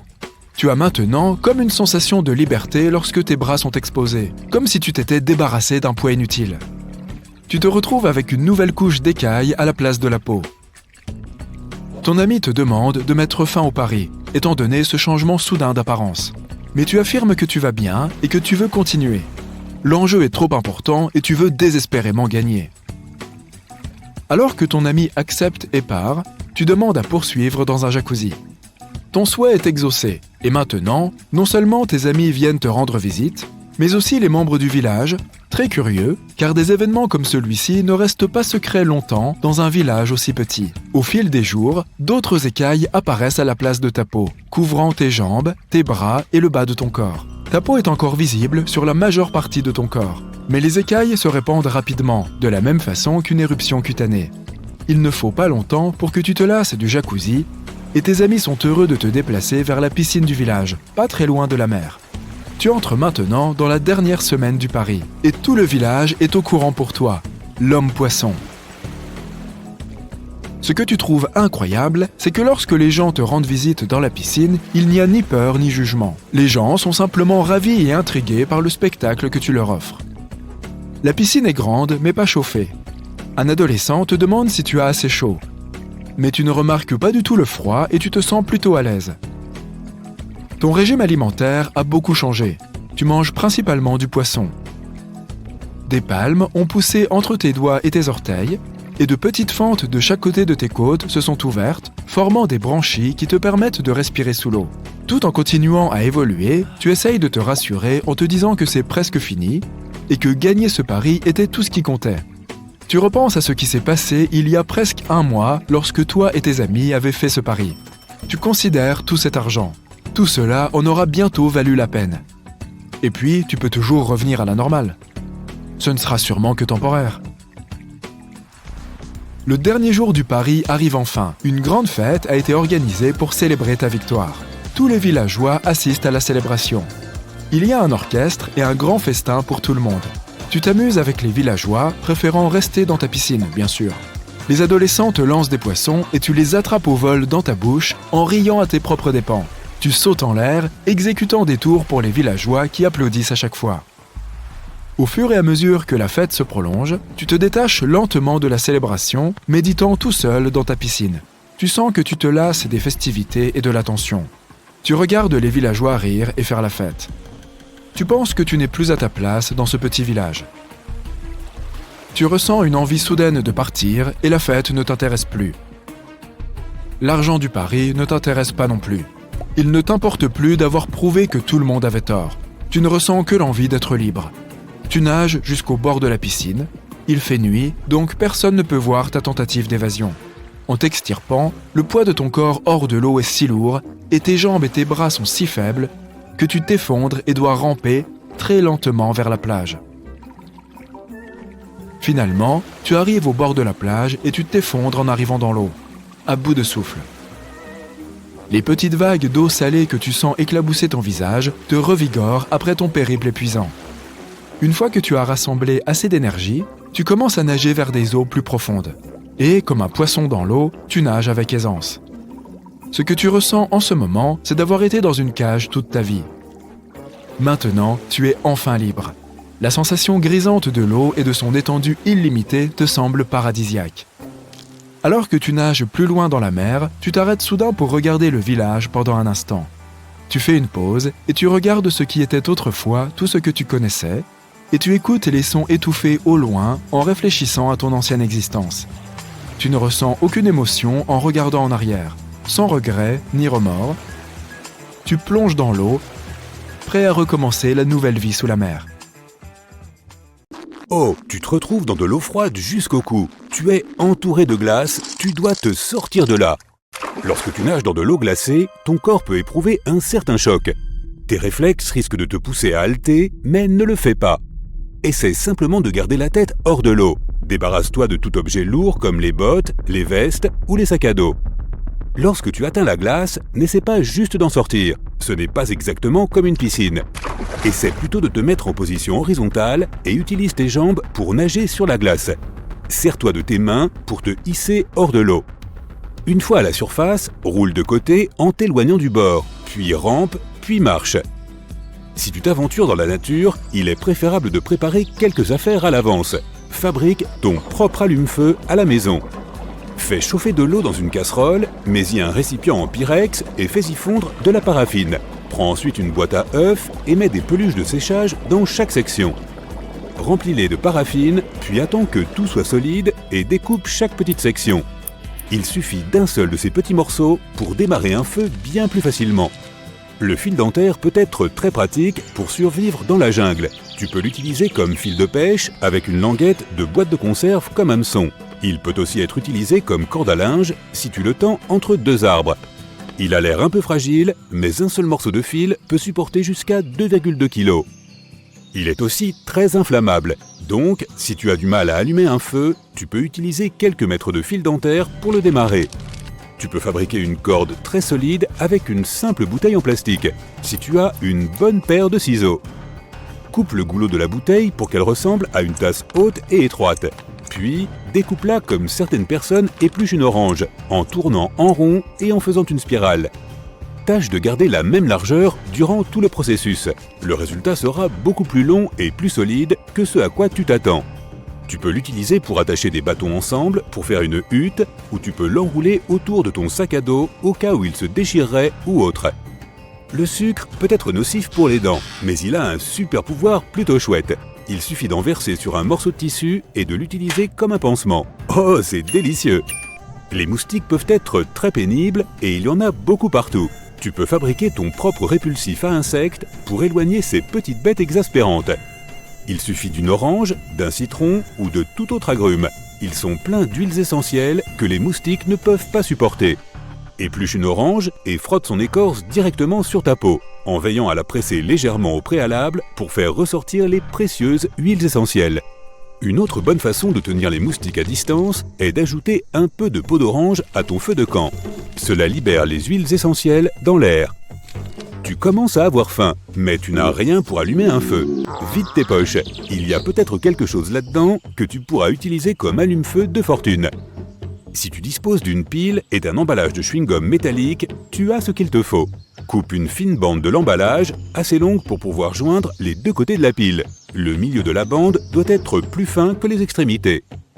Prends de l'herbe sèche, des brindilles ou même du papier, tout ce que tu pourras utiliser pour allumer ton feu. La bande de papier d'aluminium devrait s'enflammer immédiatement, alors prépare-toi bien. Un humain peut survivre incroyablement longtemps sans nourriture, mais pas sans eau. Tout dépend de l'endroit où l'on se trouve, mais bien souvent, il n'est pas sécuritaire de boire. Tu peux fabriquer un filtre à eau par toi-même. Tout commence avec un feu. Il se peut que faire bouillir l'eau ne soit pas suffisant. Alors dès que les cendres de ton feu sont refroidies, tu dois les réduire en poudre. N'utilise pas n'importe quelle cendre trouvée au hasard dans la forêt. Il se peut qu'il y ait du plastique fondu dessus ou autre chose du genre. Il te faut ensuite une bouteille en plastique. Coupe le fond et perce un petit trou dans le bouchon. Retourne-la, mets-y environ 5 cm de charbon de bois et verse l'eau bouillie dans la bouteille, tout doucement. Les gouttes sont prêtes à être bues. Si tu trouves des morceaux de cendre dans l'eau, enroule un morceau de tissu propre autour du bouchon pour une filtration supplémentaire. Un chiffon carbonisé peut être utile si tu es perdu dans la jungle. Pour le fabriquer, tu auras besoin d'un récipient en métal avec un couvercle. Mets un morceau de tissu à l'intérieur et place le récipient dans le feu pendant quelques minutes. Le tissu devrait finir par devenir un peu noir sur les bords, mais rester intact. Un tissu carbonisé prend feu très vite, même avec un silex de la vieille école. Si jamais tu fais une randonnée dans le jardin d'un anaconda, écoute bien, reste loin des rivières peu profondes car ces serpents géants aiment y traîner. Si un anaconda décide de te serrer un peu, n'expire pas. À chaque fois que tu le fais, le serpent va te serrer un peu plus fort. Les anacondas ont toutefois un point faible. Ils n'aiment pas se faire mordre la queue. Ce n'est pas particulièrement délicieux, mais ça aidera à te sortir de là. Les avalanches sont assez puissantes, alors n'oublie pas ces conseils la prochaine fois que tu seras sur les pentes si les choses deviennent un peu dangereuses. Tout d'abord, couvre-toi la bouche. Utilise un foulard ou un autre morceau de tissu et ne laisse pas entrer la neige. Garde le bras droit au-dessus de ta tête et n'oublie pas de dégager une petite fenêtre devant ton visage. Cela te permettra de respirer pendant environ une demi-heure. Débarrasse-toi de tout ce qui est lourd, même si c'est cher, mais assure-toi de garder ton sac à dos car c'est une protection supplémentaire. Et accroche-toi à un arbre si tu en vois un. Pour remonter à la surface, bouge comme si tu nageais tout droit. La neige n'est rien d'autre que de l'eau. Si jamais tu te retrouves coincé dans une voiture qui coule, ne panique pas et n'essaie pas d'ouvrir la porte.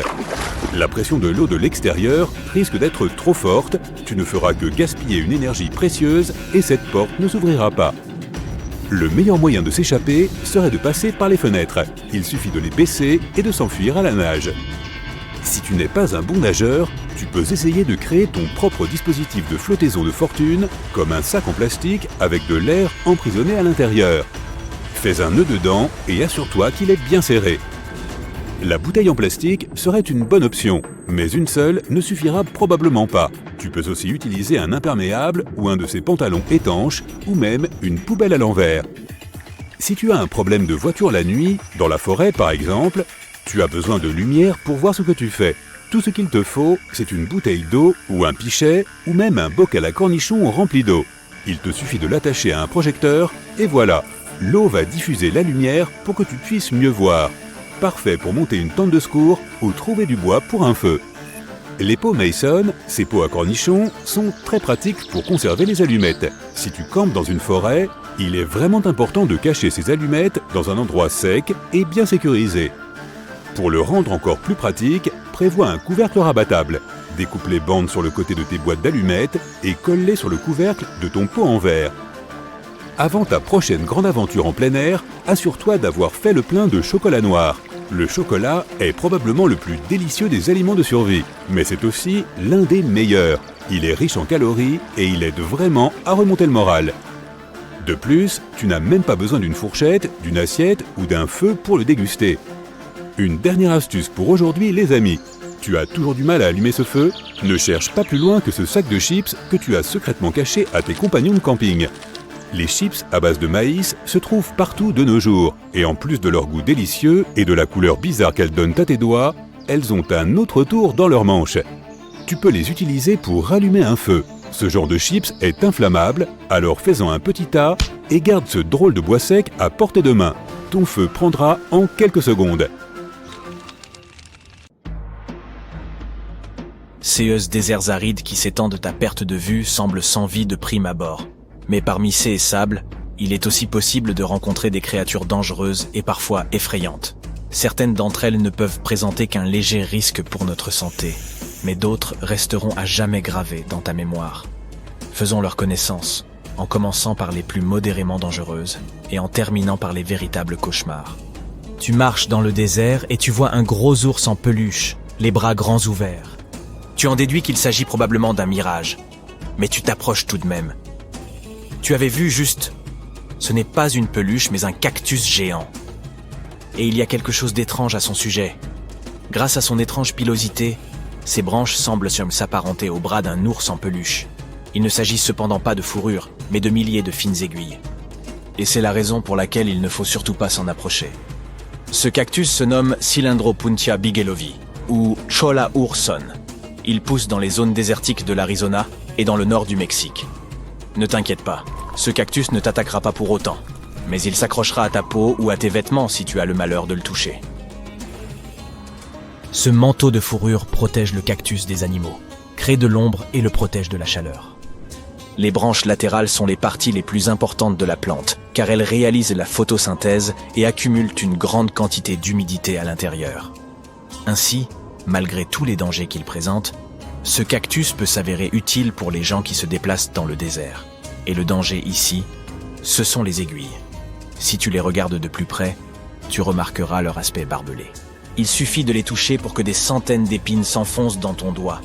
Il est difficile de s'en débarrasser, et les épines provoquent des sensations douloureuses extrêmement désagréables. Mais ce qui est le plus intéressant avec ce cactus, c'est la façon dont il se reproduit. La plante se clone d'elle-même dans un nouvel endroit. Lorsque les animaux et les hommes passent devant ce cactus et le touchent, ce dernier leur cède un petit morceau de lui-même avec ses épines. Dès que ce morceau tombe au sol, il prend racine et commence à pousser. On augmente le degré de dangerosité. Le prochain monstre du désert court vers nous. Et c'est une autruche. Beaucoup pensent que ces animaux sont des poltrons, tout juste bons à s'enfouir la tête dans le sable. Tu changerais probablement d'avis si tu avais la malchance d'en croiser une. En général, les autruches ne sont pas agressives, mais tu devras prendre tes jambes à ton cou si jamais tu t'approches de leur nid. En revanche, tu as peu de chances de leur échapper, car les autruches ont une vitesse de pointe de 70 km/h. Tu auras besoin d'une voiture pour les distancer, car elles sprintent et frappent leur ennemi de leur poitrine. Il est même arrivé que des autruches attaquent des camionnettes et leur causent d'importants dégâts. Mais le principal danger que représentent ces volatiles réside dans leurs puissantes pattes munies de griffes acérées. Avec celles-ci, ils peuvent porter des coups puissants et même s'acharner sur un adversaire au sol. Alors oui, si tu aperçois une autruche au loin, passe ton chemin. Ce petit lézard tacheté passe presque tout son temps sous terre, dans les déserts arides du sud-ouest des États-Unis et du nord-ouest du Mexique. Parfois, il sort pour chercher son repas. Il a l'air trognon comme ça, mais à vrai dire, il s'agit du très dangereux monstre de Gila. Sa peau épaisse le protège des faucons, des coyotes et d'autres prédateurs. Mais son atout principal, c'est son venin. Les serpents et les araignées injectent leurs toxines à l'aide de longs crocs acérés. Mais le monstre de Gila, lui, s'accroche à sa proie et la mâche pour répandre son venin. Et lorsqu'il mord une personne, il est capable de garder ses mâchoires fermées pendant très longtemps. Il est difficile de se débarrasser de l'animal. Les personnes qui ont ressenti les effets de son venin disent avoir eu l'impression que de la lave en fusion leur passait dans les veines. Malgré cela, le lézard s'est avéré utile à la science. Des médecins ont exploité son venin afin de concevoir des médicaments contre le diabète et l'obésité. Le moment est venu. Prépare-toi à rencontrer l'une des créatures les plus effrayantes du désert. Ne fais aucun bruit et profite juste du silence. Ne bouge pas, il n'y a personne aux alentours. Soudain, tu entends un sifflement venant d'en bas. Tu baisses la tête et tu la vois. Une grosse araignée jaune de la taille de la paume de ta main, aux puissantes mandibules et aux longues pattes, se tapit dans l'ombre de ton corps. Horrifié, tu fuis ce monstre. Mais il te poursuit. Ce n'est pas facile à faire dans une telle situation, mais tâche de te calmer. La créature ne s'intéresse pas à toi. Elle ne veut que ton ombre pour s'abriter du soleil brûlant. En tout état de cause, il vaut mieux ne pas la toucher. Les puissantes mâchoires de l'araignée solifuge peuvent provoquer des sensations très désagréables. C'est le moins qu'on puisse dire. D'ailleurs, cette créature n'est pas exactement une araignée. Certes, elle appartient à la classe des arachnides, mais il s'agit d'une espèce distincte. Les Solpugidae. Il aime mordre. Elle n'est pas craintive, et même assez agressive. La solifuge se nourrit d'insectes, de lézards, de rongeurs et de petits oiseaux. Elle peut également se déplacer à une vitesse de 16 km/h. Compte tenu de sa petite taille, c'est très rapide. Il faut être un athlète professionnel pour parvenir à lui échapper. Le plus souvent, on trouve ces solifuges dans les déserts du Moyen-Orient. Mais elles vivent également au Mexique et dans le sud-ouest des États-Unis. Ces araignées sont nocturnes et essaient d'éviter le soleil pendant la journée, de sorte qu'elles seront toujours en quête de ton ombre. D'ailleurs, elles doivent leur nom au fait qu'elles fuient l'astre solaire en toutes circonstances. Tu n'auras aucune chance de leur échapper pendant la journée, mais elles voudront également s'en prendre à toi pendant la nuit, surtout si tu fais un feu. Les Solpugidae courent toujours vers la lumière dans l'espoir d'attraper quelque chose. Certaines espèces de ces araignées émettent même un sifflement pour effrayer leurs ennemis. Calmons-nous un instant et quittons ce désert brûlant. Nous entrons dans les tropiques humides de la Tanzanie. Sous l'écorce des arbres, les tapis de feuilles mortes et dans les grottes obscures, tu pourrais bien rencontrer l'une des créatures les plus terrifiantes de la planète, l'amblypyge, ou araignée 24 heures. Imagine-toi un gros scorpion dépourvu de queue, avec un corps plat qui semble avoir été compressé. Il ressemble aux araignées, mais n'a pas de glandes à venin et ne peut pas tisser de toile. Ce monstre est rapide et silencieux. Mais ce qui est le plus effrayant, ce sont ses 2 griffes avant, 2 fois plus longues que la créature elle-même. Toute proie qu'il attrape ne pourra jamais s'échapper.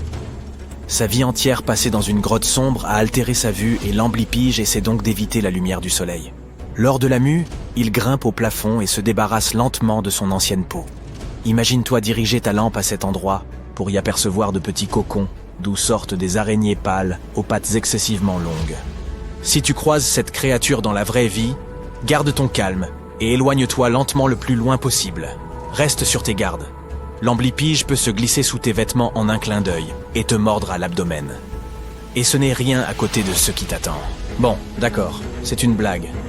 Ce gentil petit bonhomme est l'une des créatures les plus timides et les plus inoffensives parmi tous les arachnides.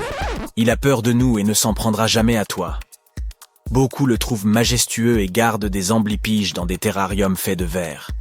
Si tu désires un tel animal de compagnie, veille attentivement à ce qu'il ne s'enfuit pas de sa maison. Car si cela se produit, il sera très difficile de le rattraper. En quelques instants, il peut se glisser sous ton lit ou passer par les interstices du plancher. Ensuite, il se rendra dans l'appartement de ton voisin par le biais du système de ventilation et terrorisera les gens qui s'y trouvent. Bon, et pourquoi pas un petit scorpion pour la route? Ce dernier n'est pas aussi effrayant que les autres créatures de cette vidéo, mais il s'agit du scorpion le plus venimeux des États-Unis, le Centruroide sculpturatus d'Arizona. Le problème, c'est qu'on peut le trouver dans le désert, chez soi ou dans son jardin. Cette dangereuse bestiole venimeuse se glisse dans les pièces et pique souvent les gens. Une seule piqûre suffit à provoquer une douleur similaire à celle d'une piqûre d'abeille. Mais une personne allergique peut souffrir de paralysie, de détresse respiratoire et d'autres problèmes de santé extrêmement graves.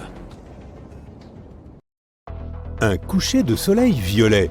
Tu as dû en voir au moins un au cours de ta vie. Normalement, ça n'a rien d'inquiétant et c'est lié à la façon dont la lumière se propage. La lumière produite par le Soleil est blanche. Lorsqu'elle traverse un prisme, on observe des ondes lumineuses de différentes couleurs, du rouge à l'orange, en passant par le bleu, le vert et l'indigo. La lumière se déplace normalement en ligne droite, s'il n'y a pas d'obstacle.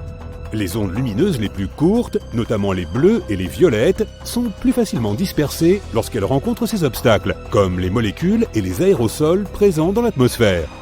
Comme le Soleil est bas sur l'horizon au coucher et au lever du Soleil, sa lumière doit traverser davantage de molécules, qui dispersent la lumière violette et bleue. Les couleurs que tes yeux perçoivent alors sont le jaune, l'orange et le rouge. Mais dans de bonnes conditions, tu peux voir un magnifique ciel violet. Parfois, un ciel violet apparaît pour des raisons beaucoup plus néfastes. Il peut être causé par des ouragans, des feux de forêt ou des tempêtes de poussière. La concentration de vapeur dans l'air augmente et la lumière se disperse plus que d'habitude. La poussière, le coucher du soleil et des nuages bas contribuent également à ce spectacle naturel. Le ciel devient orange et rouge au crépuscule s'il y a encore assez de lumière. Ensuite, il émet des teintes roses qui se mêlent au bleu foncé du ciel. Tu te souviens de ce qui se passe quand on mélange du rose et du bleu? On obtient du violet. Tous les ouragans ne font pas virer le ciel au violet, et essayer de prévoir si cela va se produire revient à essayer de prédire un arc-en-ciel. Pourtant, des gens ont rapporté que plusieurs ouragans majeurs avaient empourpré le ciel. Un ciel vert peut sembler tout aussi spectaculaire que le violet, mais il est lui aussi synonyme de danger. Il indique généralement qu'un orage, une tempête de grêle ou une tornade se trouve à proximité. Cette couleur unique résulte du mélange des rayons jaunes du soleil et de la lumière bleue des nuages d'orage. Tu profites d'une belle journée en bord de mer avec une brise fraîche dans les cheveux lorsque soudain tu remarques que l'eau commence à se retirer de la plage à toute vitesse. C'est le signe avant-coureur que tu dois t'enfuir le plus vite et le plus loin possible de la plage, car cela signifie très probablement qu'un tsunami est en approche. Une réaction rapide maximise tes chances de survie. Si tu remarques que le niveau de la mer monte, mais sans que cela semble trop extrême, c'est peut-être un autre signe de l'approche d'un tsunami. Cela se produit dans 40% des cas, et cette crue n'est que la première vague de ce raz-de-marée. La suivante, beaucoup plus conséquente et dangereuse, suit généralement dans les 10 minutes. Une autre caractéristique des tsunamis est qu'ils sont accompagnés d'un puissant grondement. Les gens l'ont comparé au tonnerre, au bruit d'une locomotive, d'un hélicoptère ou tout simplement à une puissante déflagration. Tu vois un chenal d'eau agité sur la plage? Il est dans ton intérêt de ne pas t'approcher de l'eau. Il peut y avoir un courant d'arrachement sous la surface qui peut s'avérer extrêmement dangereux. Parfois, les vagues frappent le rivage d'une manière inhabituelle, ce qui forme des courants d'arrachement. Tu peux alors observer une rupture étrange dans les vagues ou une zone dont la couleur est différente de celle du reste de l'eau. Des bouts d'algues qui partent dans tous les sens sont un autre signe caractéristique de ces courants de retour. Si tu te trouves pris dans un tel phénomène, essaie de continuer à flotter, mais ne cherche pas à aller à contre-courant. Tu ne ferais que gaspiller une énergie précieuse. Appelle à l'aide et essaie de flotter le long du rivage. Une fois que tu es sorti du courant, nage en diagonale en direction de la plage. La prochaine fois que tu apercevras des nuages de forme conique dans le ciel, rappelle-toi que c'est le bon moment pour commencer à chercher un abri. S'ils se présentent ainsi, c'est qu'un orage violent est en chemin. Mais si un nuage de cette forme commence à tournoyer sur lui-même, cela signifie qu'il est sur le point de se transformer en tornade. Si des abeilles se trouvent à proximité, elles peuvent alerter d'un tel cataclysme.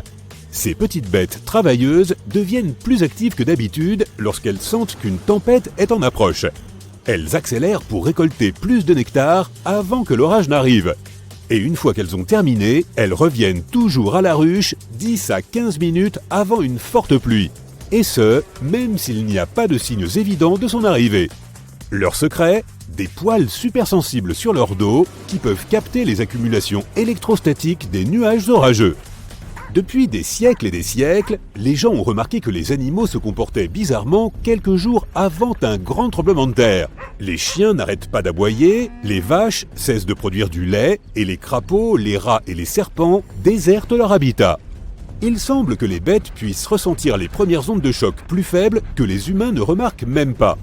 Les scientifiques ont tenté de trouver une explication logique à ce phénomène et ont conduit d'innombrables expériences. Jusqu'à présent, ils ne sont pas encore parvenus à expliquer totalement ce mystère. Peux-tu sentir l'ozone dans l'air? Lorsqu'un orage se prépare, c'est l'odeur la plus distincte que l'on puisse percevoir. C'est la charge électrique de la foudre qui la libère en altitude. L'autre odeur de la pluie, plus agréable, est le pétrichor. L'eau de pluie exalte les molécules des plantes, des arbres, du béton et de l'asphalte. Leur arôme se répand partout et tu peux même sentir cette odeur dans ta bouche. Tous les ions positifs présents dans l'air et libérés par un éclair se mélangent à l'ozone et à ta salive. C'est ainsi que tu obtiens ce goût métallique. Lorsque la foudre est sur le point de frapper, tu peux entendre des craquements, des bourdonnements ou des vibrations bizarres provenant des objets métalliques situés à proximité. Tes mains peuvent commencer à transpirer. Et enfin, tu peux sentir tes cheveux se dresser sur ta tête. C'est un signal très clair qu'il est temps de réagir et cela consiste à fuir pour sauver ta vie. Des charges positives traversent alors ton corps, essayant d'atteindre la partie chargée négativement de l'orage. Et crois-moi, tu ne veux vraiment pas que ces charges se rencontrent. Si tu ne vois aucun abri que tu puisses atteindre rapidement, essaie de te rendre plus petit que les objets qui t'entourent. Abaisse ton parapluie et tiens-toi à l'écart des clôtures en fil de fer, des tuyaux, des rails et de tout autre objet métallique. Ne t'allonge pas sur le sol en revanche, il est probablement mouillé, ce qui signifie qu'il est un excellent conducteur d'électricité. Si tu remarques soudainement des crevasses dans l'asphalte à côté de ta maison, il pourrait s'agir d'un signe avant-coureur d'un affaissement de terrain. Inspecte ta maison de l'intérieur. La porte commence-t-elle à se coincer? Ou peut-être y a-t-il un espace qui se crée entre les murs et le plafond?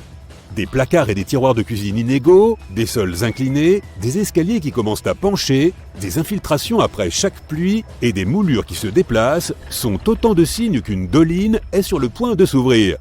Pour savoir s'il s'agit bien d'un affaissement et quel est son degré de dangerosité, il faut faire appel à un bureau d'études en ingénierie géotechnique.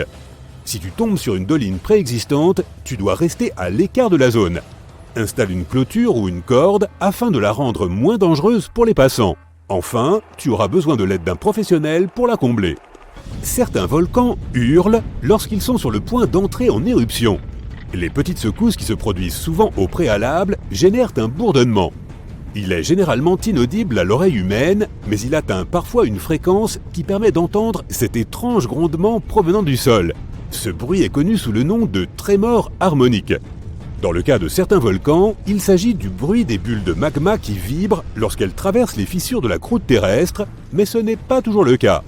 Si les scientifiques parvenaient à comprendre la cause exacte de ces hurlements volcaniques, ils pourraient créer un système limité d'alerte préalable aux éruptions. Si tu te trouves dans la nature, prête attention à l'eau des ruisseaux, des rivières et des fleuves. Si leur niveau baisse rapidement alors qu'il est en train de pleuvoir, c'est peut-être le signe d'un glissement de terrain imminent. Et si tu entends un léger grondement ou des bruits inhabituels comme des rochers qui s'entrechoquent, cela peut signifier que des débris sont déjà en route vers toi. C'est évidemment le signe qu'il faut se mettre à l'abri immédiatement.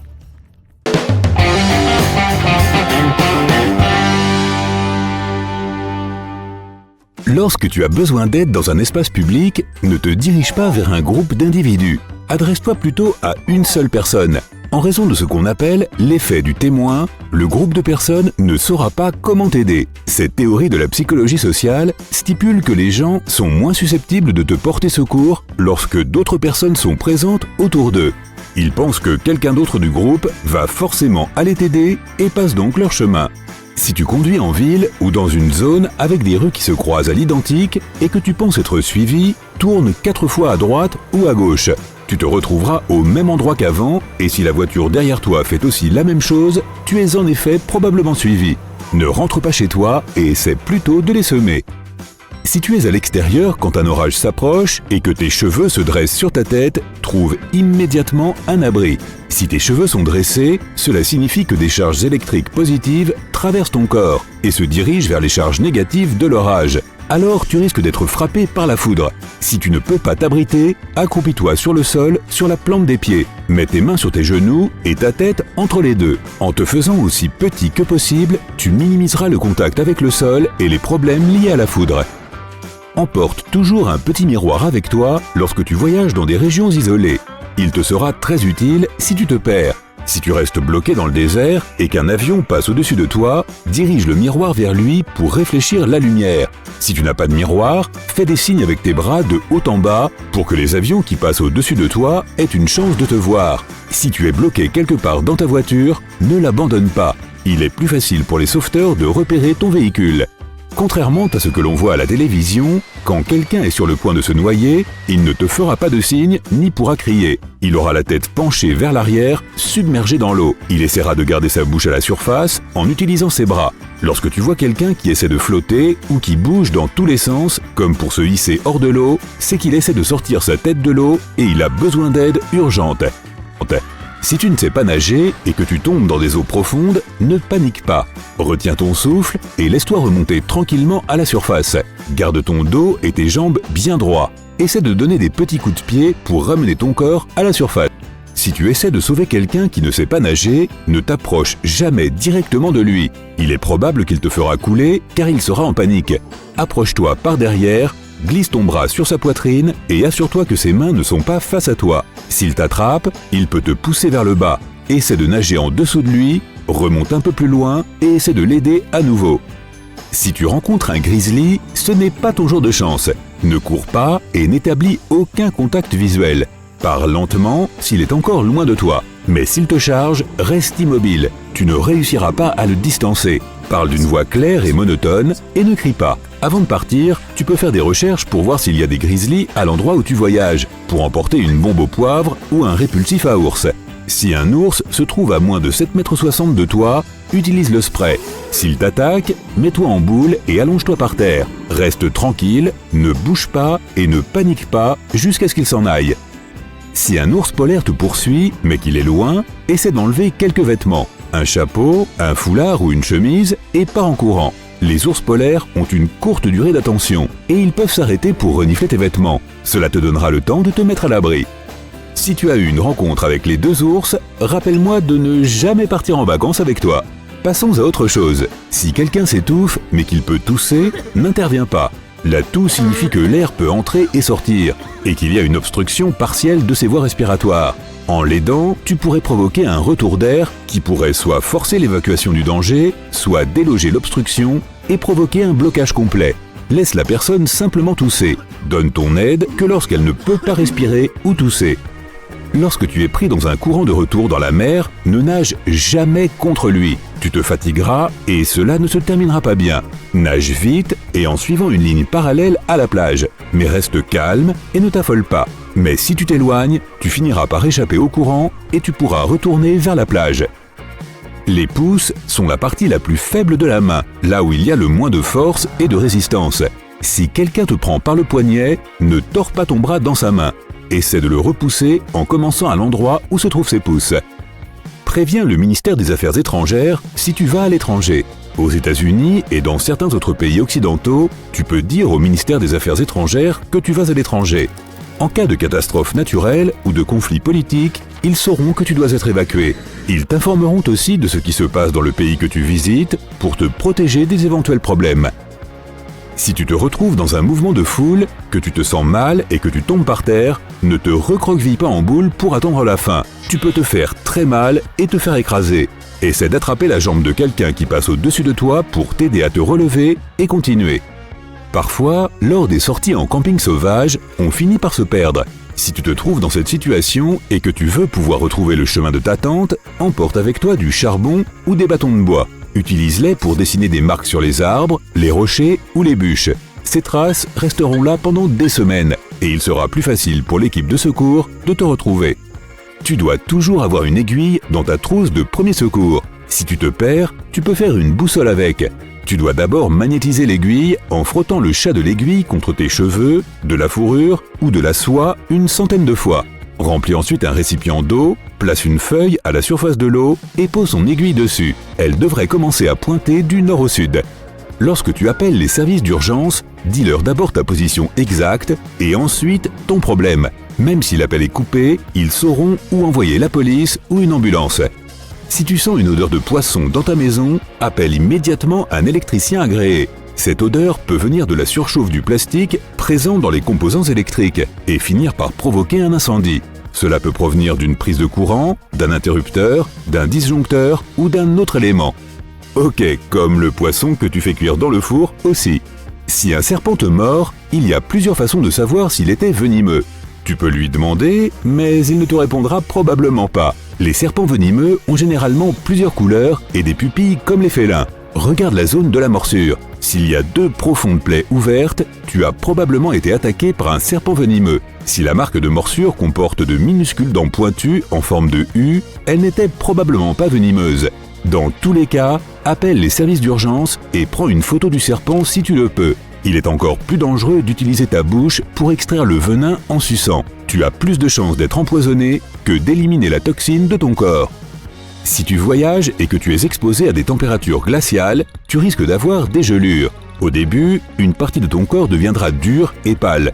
Ensuite, tu ressentiras de la douleur, des picotements et de l'engourdissement. Pour éviter les engelures, applique de la vaseline sur ton nez, tes oreilles et le bout de tes doigts et de tes orteils. Tu as pensé à en apporter, n'est-ce pas? Une fois cela réglé, il faut se souvenir de quelque chose. Si tu frissonnes quand tu as froid, c'est que tu es en sécurité. Ton corps essaie de te réchauffer en contractant tes muscles. Mais si jamais tu arrêtes de frissonner et si tu te sens fatigué et que tu veux dormir, trouve immédiatement un endroit chaud.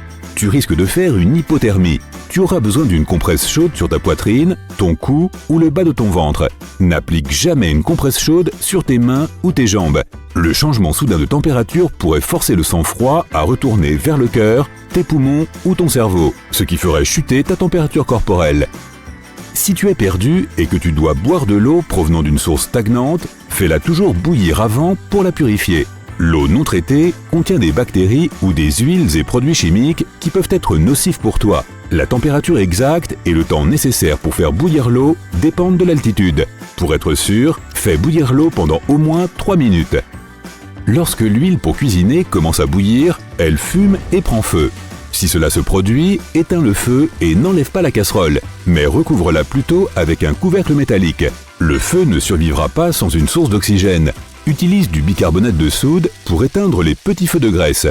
Attention, tu en auras besoin d'1 tonne pour y parvenir, sache-le, et n'utilise cette astuce que lorsque le feu est petit.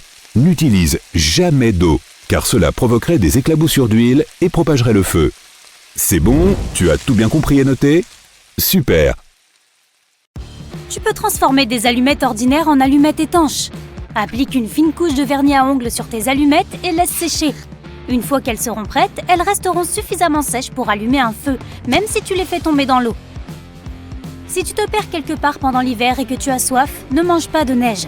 Elle contient beaucoup plus d'air que d'eau, donc tu ne te sentiras pas beaucoup plus hydraté. Ton corps gaspillera en revanche beaucoup d'énergie pour essayer de la faire fondre. Pire encore, tu risques de faire baisser ta température corporelle et tu pourrais tomber en hypothermie. Si tu te retrouves nez à nez avec un coyote ou un loup, ne lui tourne pas le dos. Recule lentement tout en faisant face à l'animal. Cela ne fonctionne toutefois que si l'animal est seul. Si tu rencontres une meute, le plus important est de s'assurer qu'elle ne t'entoure pas. Recule vers un arbre et appuie ton dos contre lui. Ensuite, choisis le bon moment et grimpe dessus aussi vite que possible. Plusieurs couches de vêtements te réchaufferont mieux qu'un seul manteau de fourrure ou une seule doudoune chaude. L'air sera emprisonné entre les couches de vêtements, ce qui t'isolera et gardera ton corps au chaud. Si tu te perds dans les bois, essaie toujours de dormir un peu au-dessus du sol. Tu peux t'allonger sur une couche de branches et de feuilles comme lit de fortune ou tendre un hamac entre 2 arbres. La nuit, la température baisse et le sol devient froid. Même si tu fais un feu, il pourrait s'éteindre pendant que tu dors et le sol absorbera ta chaleur corporelle. Tu es dans une embarcation au milieu de la mer. Pas de nourriture, pas de filet de pêche et tu as faim. Ce n'était censé être qu'une excursion de 3 heures. Mais tu sais quoi ? Tu peux attraper des poissons à l'aide de tes lacets de chaussures et de n'importe quel objet. Téléphone, montre, clé. L'ombre projetée par le bateau dans la mer peut attirer les poissons et un objet réfléchissant peut servir d'appât. Attache tes clés à tes lacets de chaussures et utilise-les comme une canne à pêche. Même si un poisson ne mord pas, des activités comme celle-ci sont un bon moyen de ne pas perdre la tête en pleine mer. Une courte méditation peut te sauver d'une crise de panique. Tu dois te concentrer sur ta respiration et essayer de la ralentir. Ton cerveau va rapidement se calmer et détourner son attention de la panique. Les masques à oxygène dans les avions fonctionnent sur le même principe. Lorsque tu contrôles ta respiration, ton attention est redirigée loin de ce qui se passe. Tu peux fabriquer une torche à partir d'une bûche. Place une petite bûche verticalement, fais une profonde entaille en forme d'étoile sur le dessus. Mets-y de l'herbe sèche, des feuilles et des brindilles. Une fois que tu as terminé, mets le feu à la bûche et elle brûlera pendant 3 heures maximum. Cela devrait fonctionner quelle que soit la taille et le type de bois. Si tu rencontres un grizzly en colère, n'essaie jamais de t'enfuir car l'ours pourra facilement te rattraper. Au lieu de cela, allonge-toi et ne bouge pas. Les grizzlies n'attaquent généralement que lorsqu'ils voient une menace, donc ils te laisseront souvent tranquille si tu leur montres que tu ne leur causeras aucun problème. Mais cela ne fonctionne qu'avec les grizzlies. Si une confrontation est inévitable, recule lentement et utilise un spray anti-ours. Si tu n'en as pas, le spray au poivre fonctionne de la même façon et devrait désorienter l'ours et le faire fuir. Ou pas. Ne mange pas de baies ou de champignons dans la forêt si tu ne sais pas exactement ce qu'ils sont. Ils pourraient être toxiques. Si tu n'as pas d'autre choix, mange l'écorce intérieure des érables, des bouleaux et des pins pour remplir ton estomac. Utilise un couteau pour enlever l'écorce extérieure rugueuse et arriver à la substance blanche plus molle. Tu peux la faire bouillir pour la rendre encore plus molle ou la faire cuire sur un feu ouvert pour en faire un encas croustillant. Et si tu es vraiment affamé, tu peux manger des fourmis. Elles ne sont peut-être pas très appétissantes, mais elles sont plutôt nutritives. Si tu n'as pas de montre, tu peux utiliser tes doigts pour savoir combien de temps il reste avant le coucher du soleil. Lève ta main de sorte que l'intérieur de ta paume soit face à toi. Tes doigts doivent se trouver entre le soleil et la ligne d'horizon. Regarde combien de doigts peuvent tenir dans cet espace. L'épaisseur d'un doigt correspond à environ 15 minutes. Tu peux donc calculer le temps qu'il reste avant le coucher du soleil. Si tu es perdu et que tu dois faire un feu pour attirer l'attention, jette-y beaucoup de branches de pin ou de cèdre, des pommes de pin et tout objet en caoutchouc inutile. Ton feu émettra plus de fumée noire, ce qui le rendra visible de loin. Si tu n'as pas d'eau dans le désert mais que tu as de la nourriture, essaie d'éviter de manger aussi longtemps que possible. Plus tu manges, plus tu as soif. Le corps a besoin de liquide pour digérer les aliments. Il utilisera donc le peu que tu as. Une personne peut vivre beaucoup plus longtemps sans nourriture que sans eau, alors n'aie pas peur d'être affamé. Tu as trouvé une énorme flaque d'eau sale dans la forêt. Si tu as désespérément besoin de boire, tu peux remplir ta bouteille et la filtrer pour en faire de l'eau potable. Pour la nettoyer, fabrique une corde faite de gaz ou de vêtements. Place une extrémité dans la bouteille d'eau sale et l'autre dans une bouteille vide. Très vite, l'eau propre s'écoulera dans la bouteille vide à travers la corde, tandis que les impuretés resteront dans la première.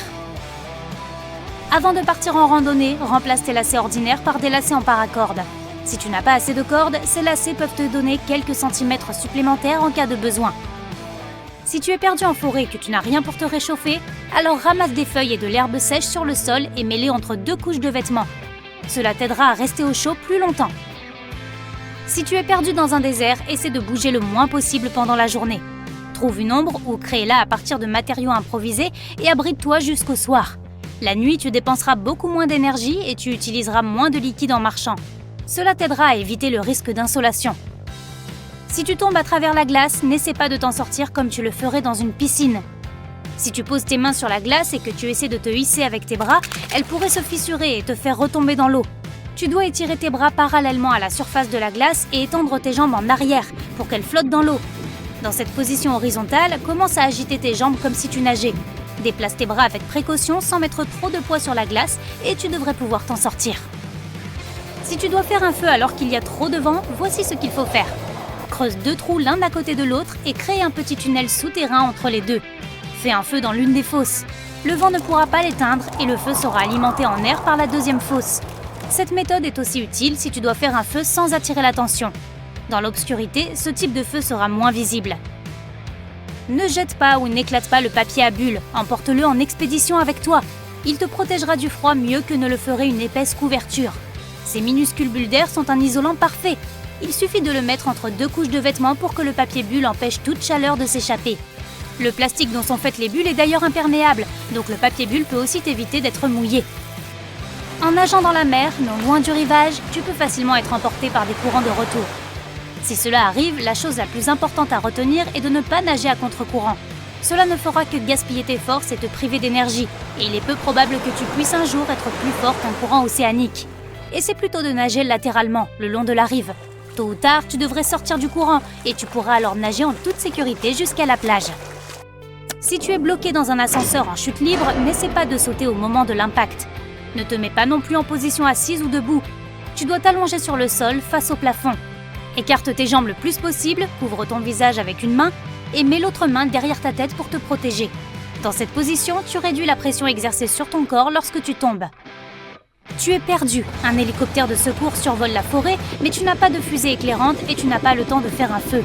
Utilise un petit miroir ou un écran de téléphone pour réfléchir la lumière du soleil. Dirige le faisceau lumineux vers l'hélicoptère. Les sauveteurs devraient remarquer le flash et voler vers toi pour te sauver. Oups, un autre cambriolage vient d'avoir lieu aux États-Unis. Encore 22,6 secondes et il y en aura un autre. Et c'est le genre de choses qui se produit partout. Mais si tu es préparé, tout ira bien. Voici quelques conseils pour protéger ta maison. Un simple autocollant peut contribuer grandement à la sécurité de ta maison. Tu peux par exemple en utiliser un qui indique que tu disposes d'un système de sécurité chez toi, même si en réalité ce n'est pas le cas. Ça semblera peut-être peu de choses, mais sache que les cambrioleurs n'aiment pas se compliquer la vie. Encore un conseil, assure-toi que ton autocollant est réaliste.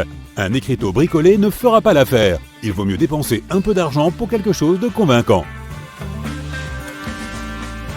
Une autre astuce consiste à laisser une grande paire de bottes sur ton Porsche et à faire en sorte que les cambrioleurs les voient. Ils se diront qu'il y a quelqu'un de potentiellement dangereux dans ta maison et ils n'auront pas envie d'entrer. Bien, maintenant inspectons ta porte. J'espère que tu ne laisses pas tes clés sous le paillasson. Les seules choses que tu dois mettre là-dessous, ce sont des biscuits ou des chips. C'est une façon de savoir si quelqu'un t'a rendu visite pendant ton absence. Mais cette astuce n'est pas fiable à 100%. Ce n'est peut-être que le facteur ou un livreur qui est passé par là. Ou même un chien venu renifler le pas de ta porte. Oui, les biscuits ont plutôt leur place dans ton ventre, pas sous ton paillasson.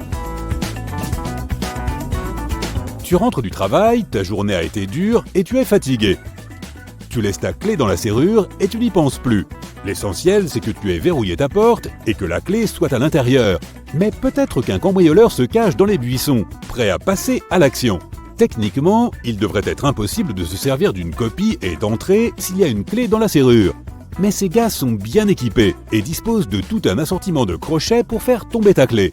Et tu connais la suite. Ils pourront pénétrer chez toi aussi discrètement que des ninjas et s'emparer de tous tes objets de valeur pendant que tu dors.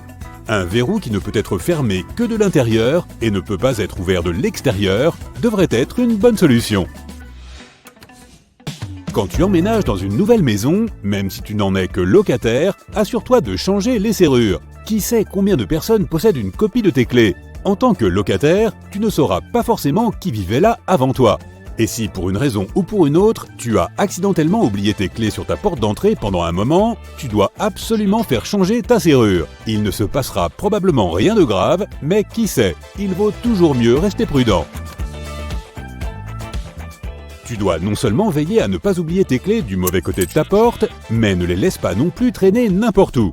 Apporte-les dans ton salon au lieu de les poser sur ce meuble à l'entrée. Les cambrioleurs peuvent passer par ta porte, mais aussi par une fenêtre. Fais attention à ta poubelle, surtout si tu jettes des emballages d'objets coûteux.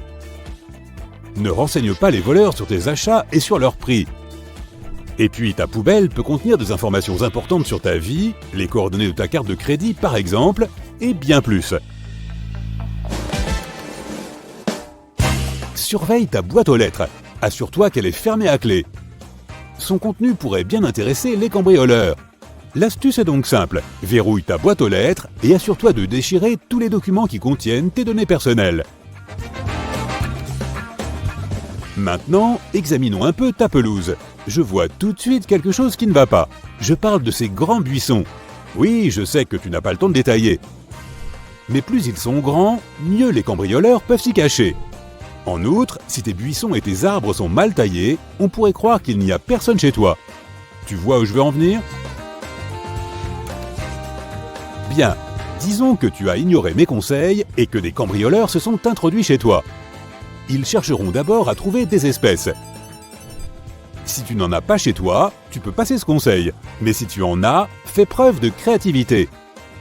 Tu peux cacher tes espèces dans un sac plastique et dans un récipient avec des restes de repas.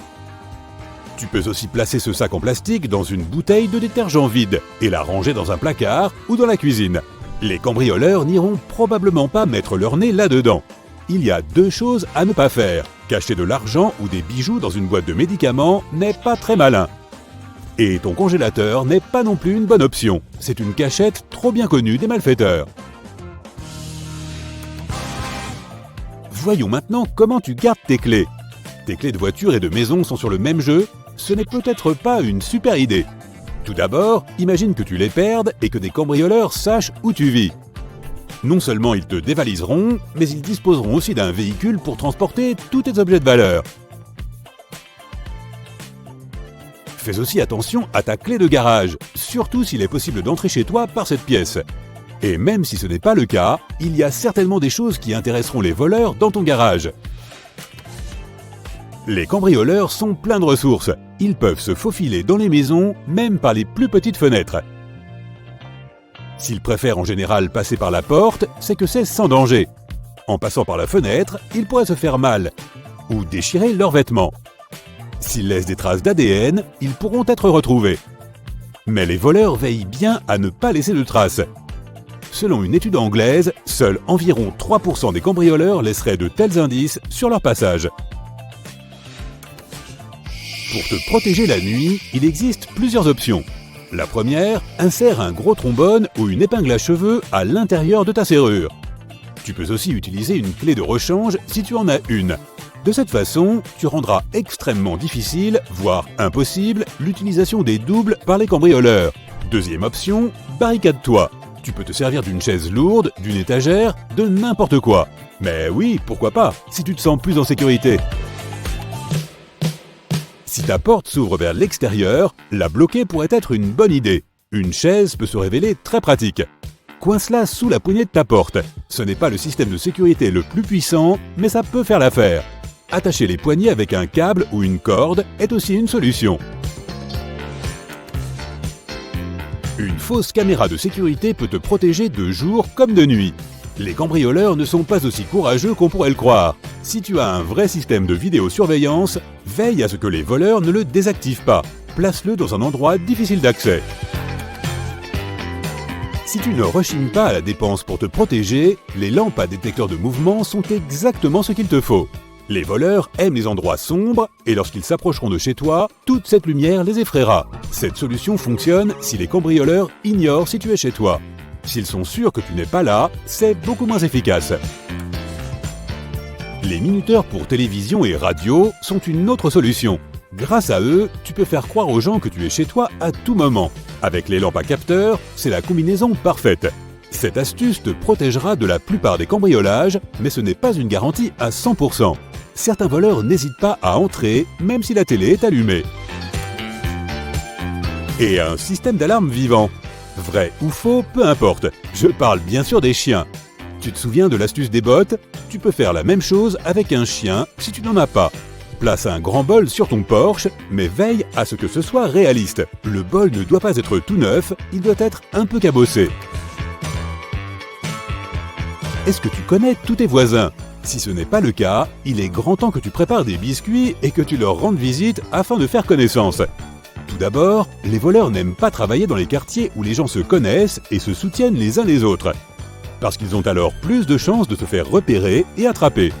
Et oui, s'organiser avec ses voisins est une super solution pour rester en sécurité et, qui sait, se faire de nouveaux amis.